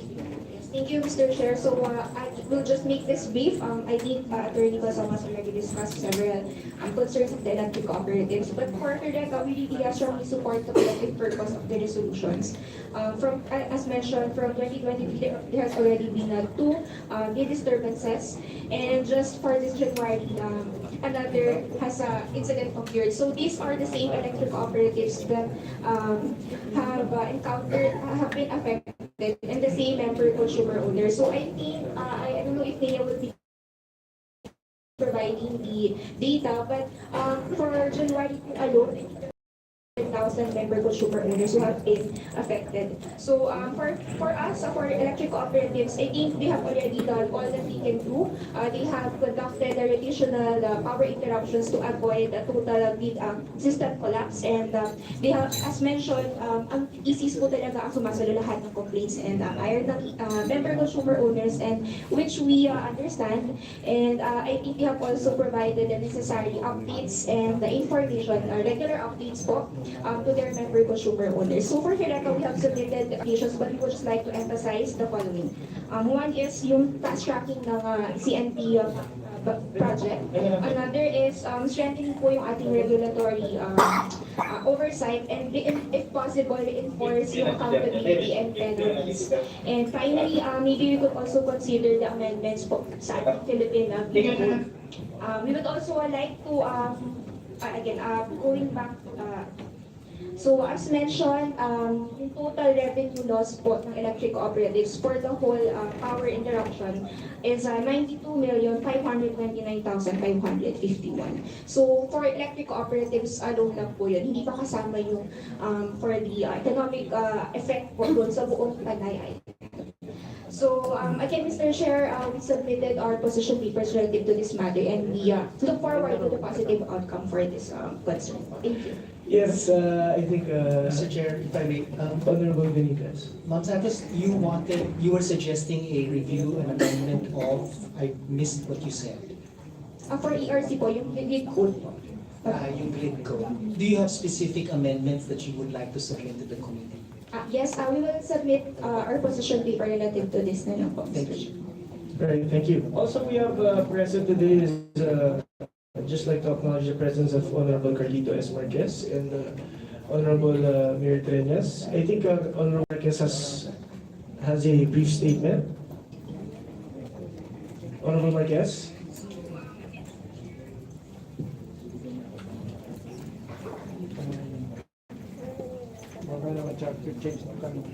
So while waiting for them, can I hear from the other ECs, if not? Mr. Chair. From more, yes. Good Mr. morning. Castro, yes. Yes, sir. To the honorable panel, good morning to everyone. Yeah, well, just in behalf of more, actually this was already taken up, and I aired this yesterday, and I'm sure we will still be while talking about the unfinished projects of NGCP. No? And well, basically, I know that the committee is looking into the big mega projects of NGCP, like the CNP, and all the others. But I'd like to stress that if the 3x100 MVA substation, new substation in Iloilo, will not be commissioned by end of the year, that would actually render Iloilo a rotating brownout, simply because of the load growth in Iloilo. However, I'd like to also submit it to the committee that NGCP committed to commission this by December 31, 2024. No? But I'd like to put it on record that if it doesn't come, we will have another round of outrage due to outage from the good mayor of Iloilo City, Mr. Chair. With that, thank you very much.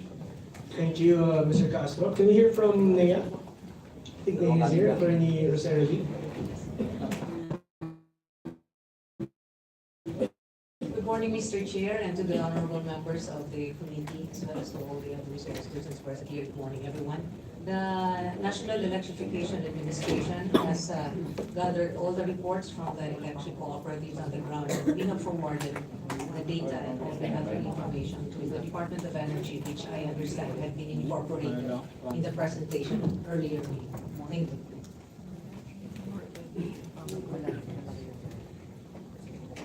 Thank you, Attorney Reservi from NEA. I think lost the connection of Honorable Marquez. I think we have from the academy, we have Professor Romualdo Mundo from the UP College of Engineering. If you have a statement. Good morning, Mr. Chair. Good morning, everyone. I would be answering questions later on if there are, as I think I was invited in the context of I wrote the grid code in 2001. It was promulgated by the ERC, and possibility of discussing the incident relative to the grid code. I would be able to answer questions later on. Thank you, Paul. Thank you, Professor Del Mundo. We also have another professor, Dr. Manny Narabago from the Ateneo de Manila University. Yes, ma'am, if you have a brief statement.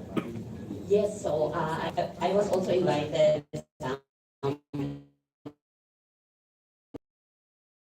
the impact of outages and disruption in the grid.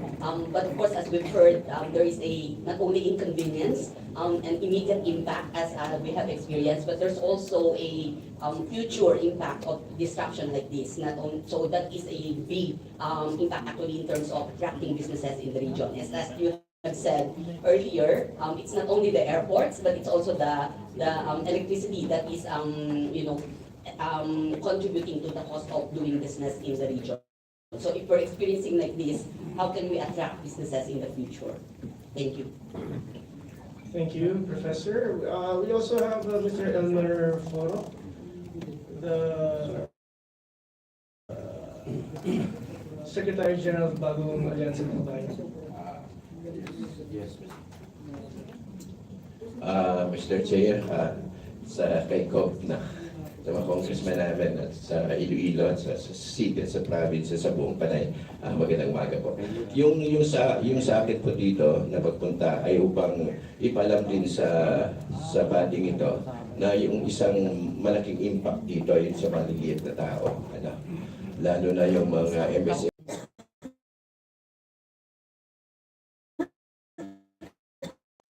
Alos wala pa isang taon, 3 beses na nangyari ito, ulit-ulit.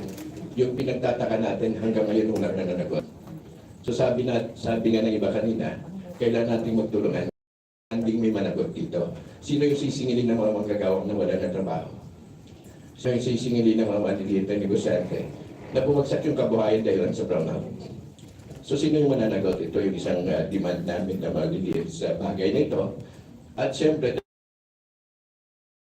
dapat tingnan natin sino ba talaga yung IPIRA law, yung deregulation sa power industry. Ang sabi ko na rason dito ay yung pang maging maganda yung takbo ng power. Pero ito po yung nangyayari. So, ang nais lang po namin dapat siguro ding reviewin yung IPIRA law, kung ano yung mga butas dito upang hindi na mapaulit-ulit yung problema dito. Maliban po doon, yung mga demands po namin para mabilis na magkandak po ng malalimang pag-aaral kung sino ba talaga may sala at may dapat managot dito. Ang dalawa, para ma-identify din po yung mga companies o mga corporations na responsible sa nangyayaring ito 3 beses halos wala pa isang taon. Pangatlo po, dapat din po i-compensate yung mga naging biktima rito. Sabi po ni Mayor, may 2 bilyon yung epekto doon sa city pa lang, pero tingin ko sa province kay governors mas malaki pa, mas malaki. Ibig sabihin marami yung nagsakripisyo dito. So dapat hindi lang ibalik yung ibinintang hindi naman dumating, kundi yung nagiging apektado ng brownout na to, gaya ng sinasabi ko yung maliliit na mga tao. Pang-apat din, dapat i-reconsider din i-reconsider ng Congress yung pag-aralan din yung itira, no? Dapat tingnan natin yung yung problema doon sa policies natin tungkol sa power industry natin. At tingin natin na kailangan nating maghanap ng mga alternative power generators natin, pero hindi naman sana yung nakakasira ng kalikasan. Hindi yung mga malalaking dam, hindi yung mga coal-fired power plant na makakasira ng kalikasan. So tingnan din siguro natin yung mga alternative power generations na mas ecology friendly pa. Yun na po. Thank you, Mr. Foro. We also have, I forgot, one of our generation companies at the GM of FFHC, Mr. Alisla. Yes, sir. Thank you so much, Mr. Chair, and good morning to everyone, to the members of the committee. We're just a bit surprised at this invitation, but I think reading on the minutes of last August meeting, it was mentioned in the minutes that the power blackout in Panay actually resulted after the tripping off of our power plant in First Farmers. It's stated here on April 28 on the presentation of NGCP. While most of the plants were in restorative state, the First Farmers holding plant tripped, which resulted in the blackout on Panay Island. While the statements may say that we are the cause, we'd like to believe that we were the last line of defense at that time. I think the grid, we tripped because the voltage in the line was 8 kV already. Our line is 13.8 and we cannot handle it anymore. The plant is a cogen plant connected to a sugar mill. So when we are operating the sugar mill, we are exporting power.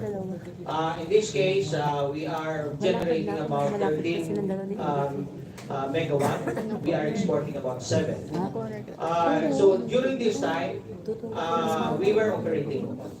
And when the power plant tripped, we continued to operate our own mill and our power plant, and we were producing sugar. I think at about within an hour we were able to go back. But again, when the power again, when the voltage again fluctuated, we again tripped. So just to explain that when we nominate our own generation of power and export, we try to comply with it. Again, on a general note, I think we also have some inputs in terms of how we will proceed with this. But the way I look at it, if we, looking at the report of NGCP as well, there are a number of plants to shut down last January 2nd. And most of these plants are cogen plants in Negros. The ones in Victoria, the one in Hawaiian, the ones in Sunedco. They were all in shutdown because we were not milling during the time. No sugar cane was being delivered to our mill. So we cannot generate power. At this point in time, there is a potential for us to improve our generation and export capacity, but it is all dependent upon feedstock, fuel. And the fuel that we use is dependent on the supply of cane, because that is from the gas. Now, we're looking at, in our case, for instance, we can mix some fuel. Like from gas, we can mix certain, like wood chips and others. With that, we can extend our generation, and we can also, again, maybe on another note, after this incident of April, I think last June, we were given a new set of settings in terms of protection on the grid, and we are complying with that with NGCP. So that is all our statement. Thank you so much, Mr. Chair. Thank you, Mr. Alisla from First Farmers. Yes, so there being no more resource persons who would give their presentation or statements, we may now open the floor for interpellations. May I suggest and request our members if they can limit their interpellations or their questions to 5 minutes, so as to be able to give everyone a chance chance to be able to ask their queries or questions. But before proceeding, may I acknowledge the presence of Honorable Green. Proceeding, first on the list, we have Honorable Sergio Dago. Thank you, Mr. Chair. Can I request for another 5 to make it 10? Kasi this issue is a very technical issue, although it has, of course, a huge financial implication. But the main issue here is very technical. So if the chair can consider granting me 10 minutes at least. I would want to grant you 10 minutes, but we have so many members who are really unsure about their questions. I even put my questions off already as the last one to question. So if we can only limit it at 5, then we can do a second round. Thank you. Honorable Dago. Anyway, Mr. Chair, thank you and good morning. Good morning, everyone. I will just limit, papabuhin ko na lang yung line of questioning ko. Bakit po, Mr. Chair, wala dito yung SO sa Panay, sa Negros? Bakit po si Mr. Clark ang nandito? Wala po, nandito po ba siya? Sir, can you answer directly? Kasi kung yung central office po ang ay kung legal to, hearsay po yung sinasabi niya. Ikaw po yung nandun eh. So, can we hear directly from him?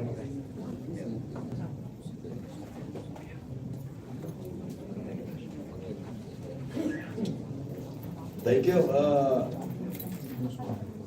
Sir, are you aware of the specific provisions of the Green Code na kinamahan po sa insidenteng ito? The specific provision of the Green Code that covers this incident. Yes, we have provisions in the grid code, that's correct, Your Honor, and we were looking at some provisions there, such as 6234 and 6232, 6232. Mali po yata.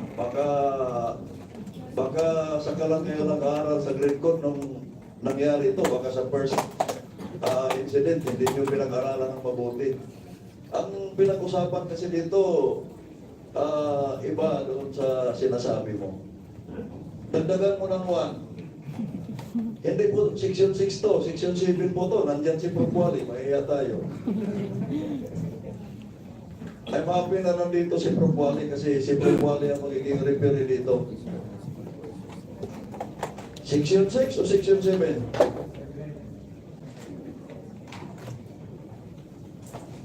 Anong specific provision? Pinansiran ko na yung sagot at tanong ko, section 7, but what particular or specific provision of section 7? 7 point? We have here 7.3. And also, yung protection ko ay ang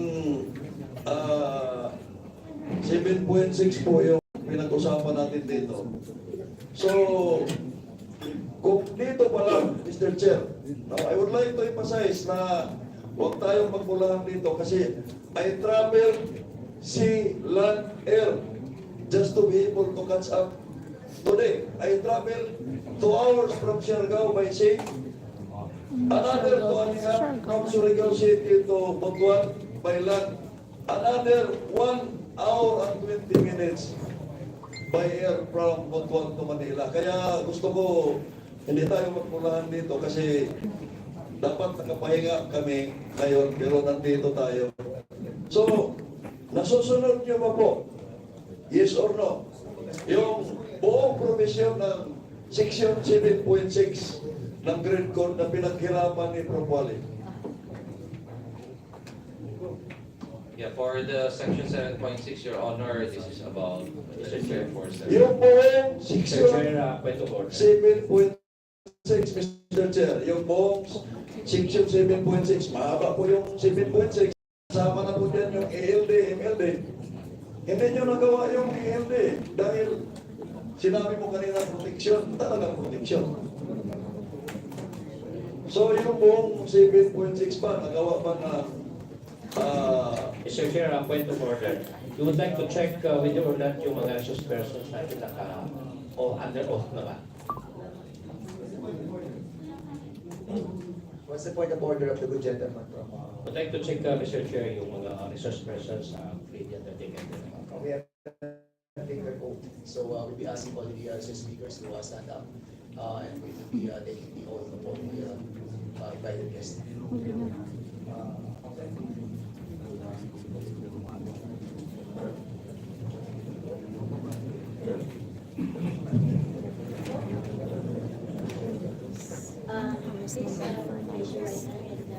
After me, I, please state your name.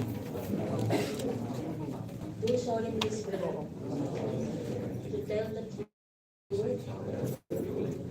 whole truth, and nothing but the truth. So help me God. Thank you. Thank you, Mr. Chair. I am emphasizing 7.6. Mr. Chair, dahil nandito lahat yung problema natin. Sa tatlong magkasunod na blackout, nasa 7.6 po yung problema. Dahil at the end of the day, I will not point my finger to anyone at all. Sinasabi natin, Mr. Chair, na may penalty po yung may turo ng ERC. But I'm telling this body, Mr. Chair, ERC is not in the business of just collecting penalties. We are in the business of securing, we are, ERC's mandate, no, is to ensure, including DOE, is to ensure na wala pong ganitong mangyayari. Kahit ulit-ulit po nating put in jail yung nakamatay ng tao, hindi na po nabubuhay yung kanyang pinatay. That's the point I am raising. Kaya, at the end of the day, bottom line, I am recommending some amendment of the grade code. Dagdagan na natin. Kasi may mga provision tayo na hindi sinunod, hindi in-execute, at mayroon tayong dapat idagdag na provision. Kanina, Mr. Chair, no, alam ko na magdidinay yung mga parties na involved. I am not here to argue anyone. Ang sinasabi ko lang, nakabase ako sa aking konklusyon, may mali po dito ang system operator. Kung titingnan nyo, Portfolio can confirm this. Kung titingnan nyo yung mga provision ng 7.6 ng kabuuan, dapat kasi magkaiba yung transmission service provider at saka system operator. Can you confirm that, Prof. Wally, Mr. Chair? Sa kalaklan po ng electricity industry sa buong mundo, Pilipinas na lang po ngayon ang practically magkasama po ang transmission operator at ang system operator. Iyon po ang punto ko. The grid code was drafted, kaya kung babasahin mo, the transmission operator will inform the system operator. Naka-frame po yan na magkaiba. But in our case, kayo-kayo lang eh. Kaya pwede nyo hindi pakita na data. Pwede ninyong, I'm not saying na ginawa nyo to. Ang sinasabi ko lang, pwede niyong i-doktor yung mga data para mapagtakpan yung mga kamalian, mga violation sa grid code. That's one point for the record, Mr. Chair. I am recommending the review not only for grid code, but yung franchise natin or yung ipira natin, talagang iiwalay sila para walang takipan dito. Dapat magkahiwalay yung grid transmission system operator at saka system transmission service provider at saka yung ISO dapat magkahiwalay. At titingnan natin kung kakayanin ni Transco. Now, ibalik ko muna yung tanong ko sa ERC. Sinasabi ni ERC, magkakaroon tayo ng technical audit.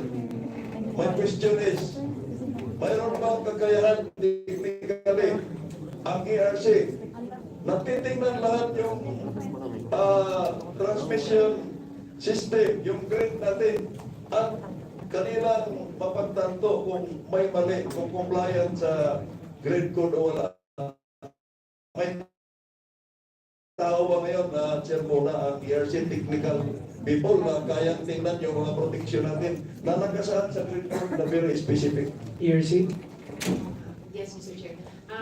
Yung huling technical audit po na ginawa ng ERC was in 2020. So, kaya naman po, pero through consultants, Mr. Chair. So, nag-engage ng consultant to do it. Internally, we don't have enough manpower to do it. Yun na, Mr. Chair, ang punto ko. Kasi magsasayang tayo ng oras kung ang line of questioning ko, paaminin ko talaga. Hindi talaga amin eh. So, kaya didiretso na lang ako, whether, sa my conclusion, whether you admit or not, mayroong pagkukulang dito sa system operation. Kaya ikaw ang gusto kong ano. Pero bago ko ibigay yung mga recommendation ko, kasi babalik ako airport eh. Wala akong damit na dala. So, ano man talaga ang nangyari? Bakit hindi nagkaroon ng ELD nung bumagsak yung isang planta? Supposed to be Section 7.6. Magkaroon ng automatic. May problema ba kayo sa protection setting niyo? Yes, at hindi nag-trigger. Yes, Mr. Chair. What happened was we have actually UFR or the ALD protection. We have readings, special, and we even have 6 along Negros Panay submarine cable. What happened was after the tripping of the multiple plans, it was followed by... Mr. Chair, sorry no, I would like to cut you short. Ang pinag-usapan natin dito, yung first tripping, hindi yung multiple. Kasi kung pag-usapan natin yung multiple, kung ibigay natin sir yung oras, kahit 4 na oras pa tayo dito, mas marami kayong violation doon. So, dito lang sa first tripping, ako lineman ako. Ito yung poste. 7 kaming lineman. 7. Ngayon, ang bigat ng poste ay kinakaya naming 7. Natapilok yung isang lineman. Di babagsak kaming lahat kasi hindi na namin kaya. That's the cascading. Yan ang... So, ang tinatanong ko dito, anong reaction ng system after bumagsak yung isang planta? Kasi supposed to be 7.6, may reaction yung ating and normally magkakaroon niya ng automatic load dropping. Bakit walang ELD? Yes, Mr. Chair. For the first tripping of PDC Unit 1 at 1206, the lowest frequency reported was only at 59.83 Hz, which is not enough to activate the UFR or the under frequency reading, wherein the first level was set at 59.1 Hz. Can you set the specific setting nung protection relay? What is the specific setting of that? At saan siya located? Do you have with you the single line diagram of the Panay transmission system? Then, point to this honorable chamber. Saan nyo nilagay? In what portion? Ilang district ba yung Panay grid? Ilang district? Saan doon sa mga district yun nakalagay sa skina ninyo? At saan nakalagay doon yung mga protection relay? That supposed to be triggers the automatic load dropping para hindi mag-collapse yung grid. That is how the grid code was designed by Kukwali. Na bago ka mag-manual, automatic muna. Kasi may natanggal na na planta eh. May natanggal na. Okay, saan? I-point out. Do you have the single line diagram? Dito makikita natin. Yung mga location na yan, ay tama ba yung location?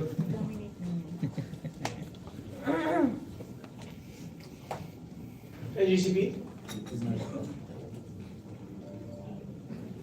Hindi niyo may plus yung single line diagram, wala kayong ano. Para makita talaga natin saan ninyo nilagay yung mga protection na yun. Hanggang sa area ng Aklan yung problema, yung protection mo, nandito lang sa Bacolod, di magre-react yun. So saan? Single line diagram nung transmission. Yes, Your Honor. Unfortunately, we haven't. We don't have in the presentation material. What we provided was just the map of the entire Visayas. But if you want, Mr. Chair, we can provide the list of those feeders with the under-frequency relays and all the levels and the settings already in place prior to that. Well, Okay, ganito na lang. Saan pwede bilog yung plan bumagsak noong alas 12 ng January to? Saan pwede? At ano ang voltahe ng transmission line na yan? Dapat memorize mo yun. Ikaw yung hidron eh. yeah, for the PEDC Unit 1, Mr. Chair, it's connected to the Iloilo substation, facing the B. Ilang kilometro yung Iloilo substation to the power plant? It's within their premises, Mr. Chair. Within their premises. Yung protection relay na tinutukoy natin, pinag-usapan, diyan din nakalagay. Mr. Chair, if we're talking about the under-frequency relays, we don't include the feeders with power plants connected. We only include the feeders. Saan nyo nilagay yung I'm not saying na under-frequency relay lang ha? Kasi medyo kung matandaan ko yung pinag-usapan yung grid code noon, ay hindi lang yan. Kasi mayroon tayong regulating reserve. Am I correct? Yes, Mr. Chair. Okay. So, ang trabaho ni regulating reserve, pag may bumagsak na planta, bababa yung frequency, sasaluhin ni regulating reserve. Hindi talaga trigger yun. Dahil babalik yung frequency, more or less normal. Alam naman natin, ano yung plus-minus factor niya? Plus, minus, frequency natin. Frequency is plus minus 0.3 hertz. Okay. Plus 3 minus 3. Ay hindi talaga magti-trigger yon dahil sinasalo ka agad ni regulating reserve. Saan yung plant na inyong kinontrata as regulating reserve? Saan siya banda? In Negros and in Leyte. Negros and Leyte. Nung bumagsak yung isang planta, nakapasok ba yung regulating mo? Yes, there's a response for the regulation. So ito na tayo. Hindi ko na kayo paaminin. Kaya sinabi nyo normal. Dahil ang protection ninyo ay nakabase lang sa frequency. Isa lang yan sa mga factor eh. Probably correct pa if I'm wrong kasi alam ni probably na PE ako, engineer lang, no?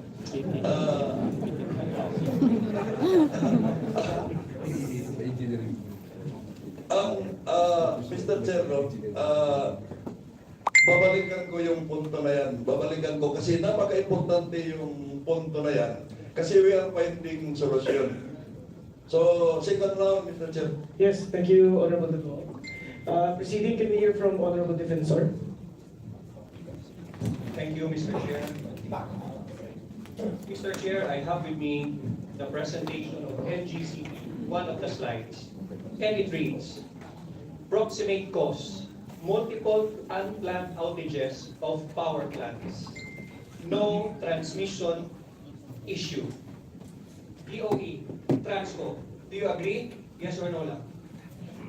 As reported po ng mga GENCOs do. Transco, do you agree that there is no transmission issue? Yes or no lang? If I may qualify, Your Honor, kasi the transmission also would include voltage.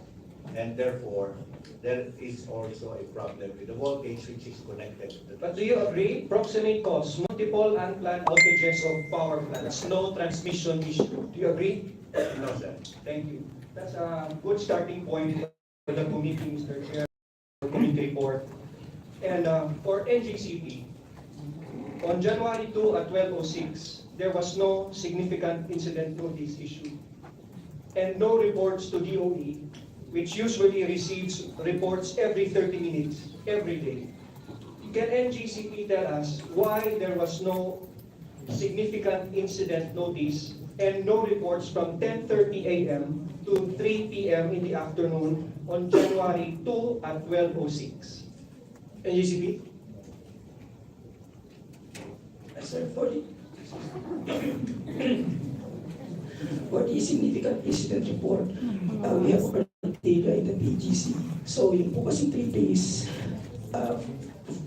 based on PGC, significant incident reports comprises of number 1, multiple cabling, typical generator with ALD. So yung days po kasi ito, tripping single generator without ALD. Although, sa part po ng PCG, may nakalagay, PGC, may nakalagay na some others that may be included as defined by REGION6. Okay, Transco, do you agree? Ano po, 2 points. DOE, do you agree? Again po, based doon sa mga nakalap naming information. DOE and Transco disagrees. Can you tell us why there were no reports to DOE from 10:30 to 3 p.m.? NGCP. NGCP. Ba't nawala pila yung mga reports every 30 minutes? Simula alas 10:30 hanggang alas 3 ng hapon? Yes sir, are you talking the Viber update po ba? Yes. Regarding dun sa Viber, tingnan po natin kasi sir, automatic po yun. Kaya nung after nun na po napunta lahat, kung mapansin nyo. Naniniwala doon? Hindi po, you will be checking sir kung ba't naputol po ng 10:30. Ngayon nyo lang i-check. Ilang araw na nakalipas, hindi nyo alam bakit wala kayong report sa DOE na 5 oras? Eh may nag-shutdown ng isang planta? Nag-report lang kayo simula nung nag-multiple tripping? Yes sir, yung tripping po is 12:06. So kung yung problem po is 10:30, I think hindi pa po siya really. Chair, kung nagsisinungaling yan, dali mo sa final committee report ha? Okay. Wait, Honorable Defensor, let me just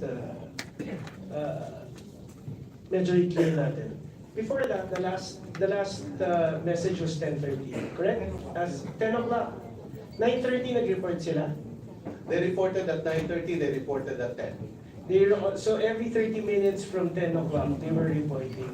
But from 10 o'clock onwards till 3 p.m., no more reporting. There are no reports from 10:30 to 3 o'clock. In fact, if I may emphasize, I personally requested to the Viber group the posting of those data. Okay. So, Honorable Defensor, I was trying to clarify. So, that's the most crucial period. Exactly. Although it's not really a requirement, but it's an agreement made between DOE and GCP, ERC, and all those members of the Viber group, mainly because of the incident that happened back in April. And that's the reason why they created that Viber group.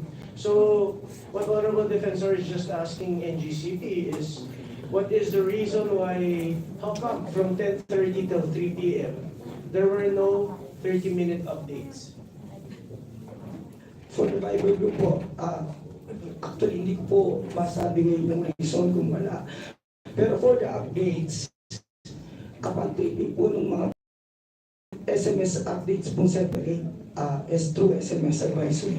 Every time na magtitrip na planta, nagpapadala na po kami na separate.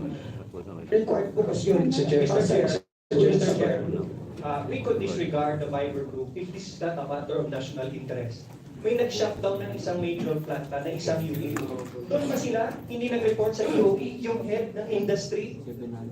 Diba, that's the most unlikely situation that you will not act and inform the Department of Energy. Point of information, Mr. Chair. Yes, Maybe remind our resource speaker to tell the truth and nothing but the truth. Otherwise, we'll be compelled to cite you in contempt. Yun lang po, Mr. Chairman. Mr. Chair, can I request for a written explanation from the National Grid Corporation addressed to the committee copy furnished the DOE and the ERC? Why there was no report based on their informal arrangement from 10:30 to 3 p.m.? Yes, for NGCP to submit that report. And also, who was handling that Viber message? head office po sa Central Lead Operations kasi po generate po yung sa system and then i-convert po kasi to fiber. Yung generation po ng automatic. Pero yung conversion... Di ba dapat mas automatic siya? Ngayon may nangyayari na? Yun po kasi conversion to fiber kasi po yung medium na ni-request. Kaya i-convert po siya into fiber. Doon po sa, meron po kami Central Lead Operations. Sila po yung mag-convert. Okay, so just please include the explanations in the report. Yes, Honorable Defense, sorry. Yeah. Mr. Chair, may I request ASEC Marasigan if you're Yes, DOE Asik Marisigan. Thank you very much, Mr. Chair. I'm one of those monitoring this report. And just to cite how fast they can generate the report. Now it's at 12:43. The report that should have been provided was 12:30. It was posted at 12:30. So it's a matter of 8 minutes. like when there is no significant incident right now? Mr. Chair, we will wait for that written explanation. Yes. Mr. Chair, lastly, going to ERC, I understand that there was an investigation conducted till 2023 incident. Can I ask the ERC, what's the result of the independent investigation by ERC to address future blackouts such as the January 2 blackout? Yes, Ma'am Di Malanta, our chairperson of ERC. Thank you, Your Honor. The April incident was investigated by the Interim Grid Management Committee. This was a group of experts. They submitted their recommendation to the ERC. We facilitated the discussion with NGCP because all of the recommendations required actions of NGCP, including coordination with the generating plants, several simulations that were required of NGCP, of several scenarios, contingencies. And as I mentioned earlier, as of the November report of NGCP, they indicated all of these measures. Almost all, I think only one remained as completed. So do you agree with me, by a yes or no answer, that among your recommendation that NGCP coordinate with the stakeholders, they failed to coordinate for the January 2 incident? From the current records, yes, Your Honor. Thank you. That's all, Mr. Chair. Yes, thank you, Honorable Defensor. But also, if I may ask Chairperson Di Malanta, you said that the Interim Grid Management Committee who did the investigation needs simulations. No, Your Honor, they recommended the conduct of simulations by... But there was there any simulations done after the recommendation? Yes, based on the report of NGCP, yes, sir. So based on the Including report, undervoltage. was that confirmed by ERC? That they really did simulations? Because in the November, it was a short report that they submitted in November. We ordered them to submit the detailed reports. They have not submitted the detailed reports. How long was that? November was the short report. We required them again, January. January. Yes, thank you, Honorable Di Malanta. So, proceeding, we have Honorable Manuel.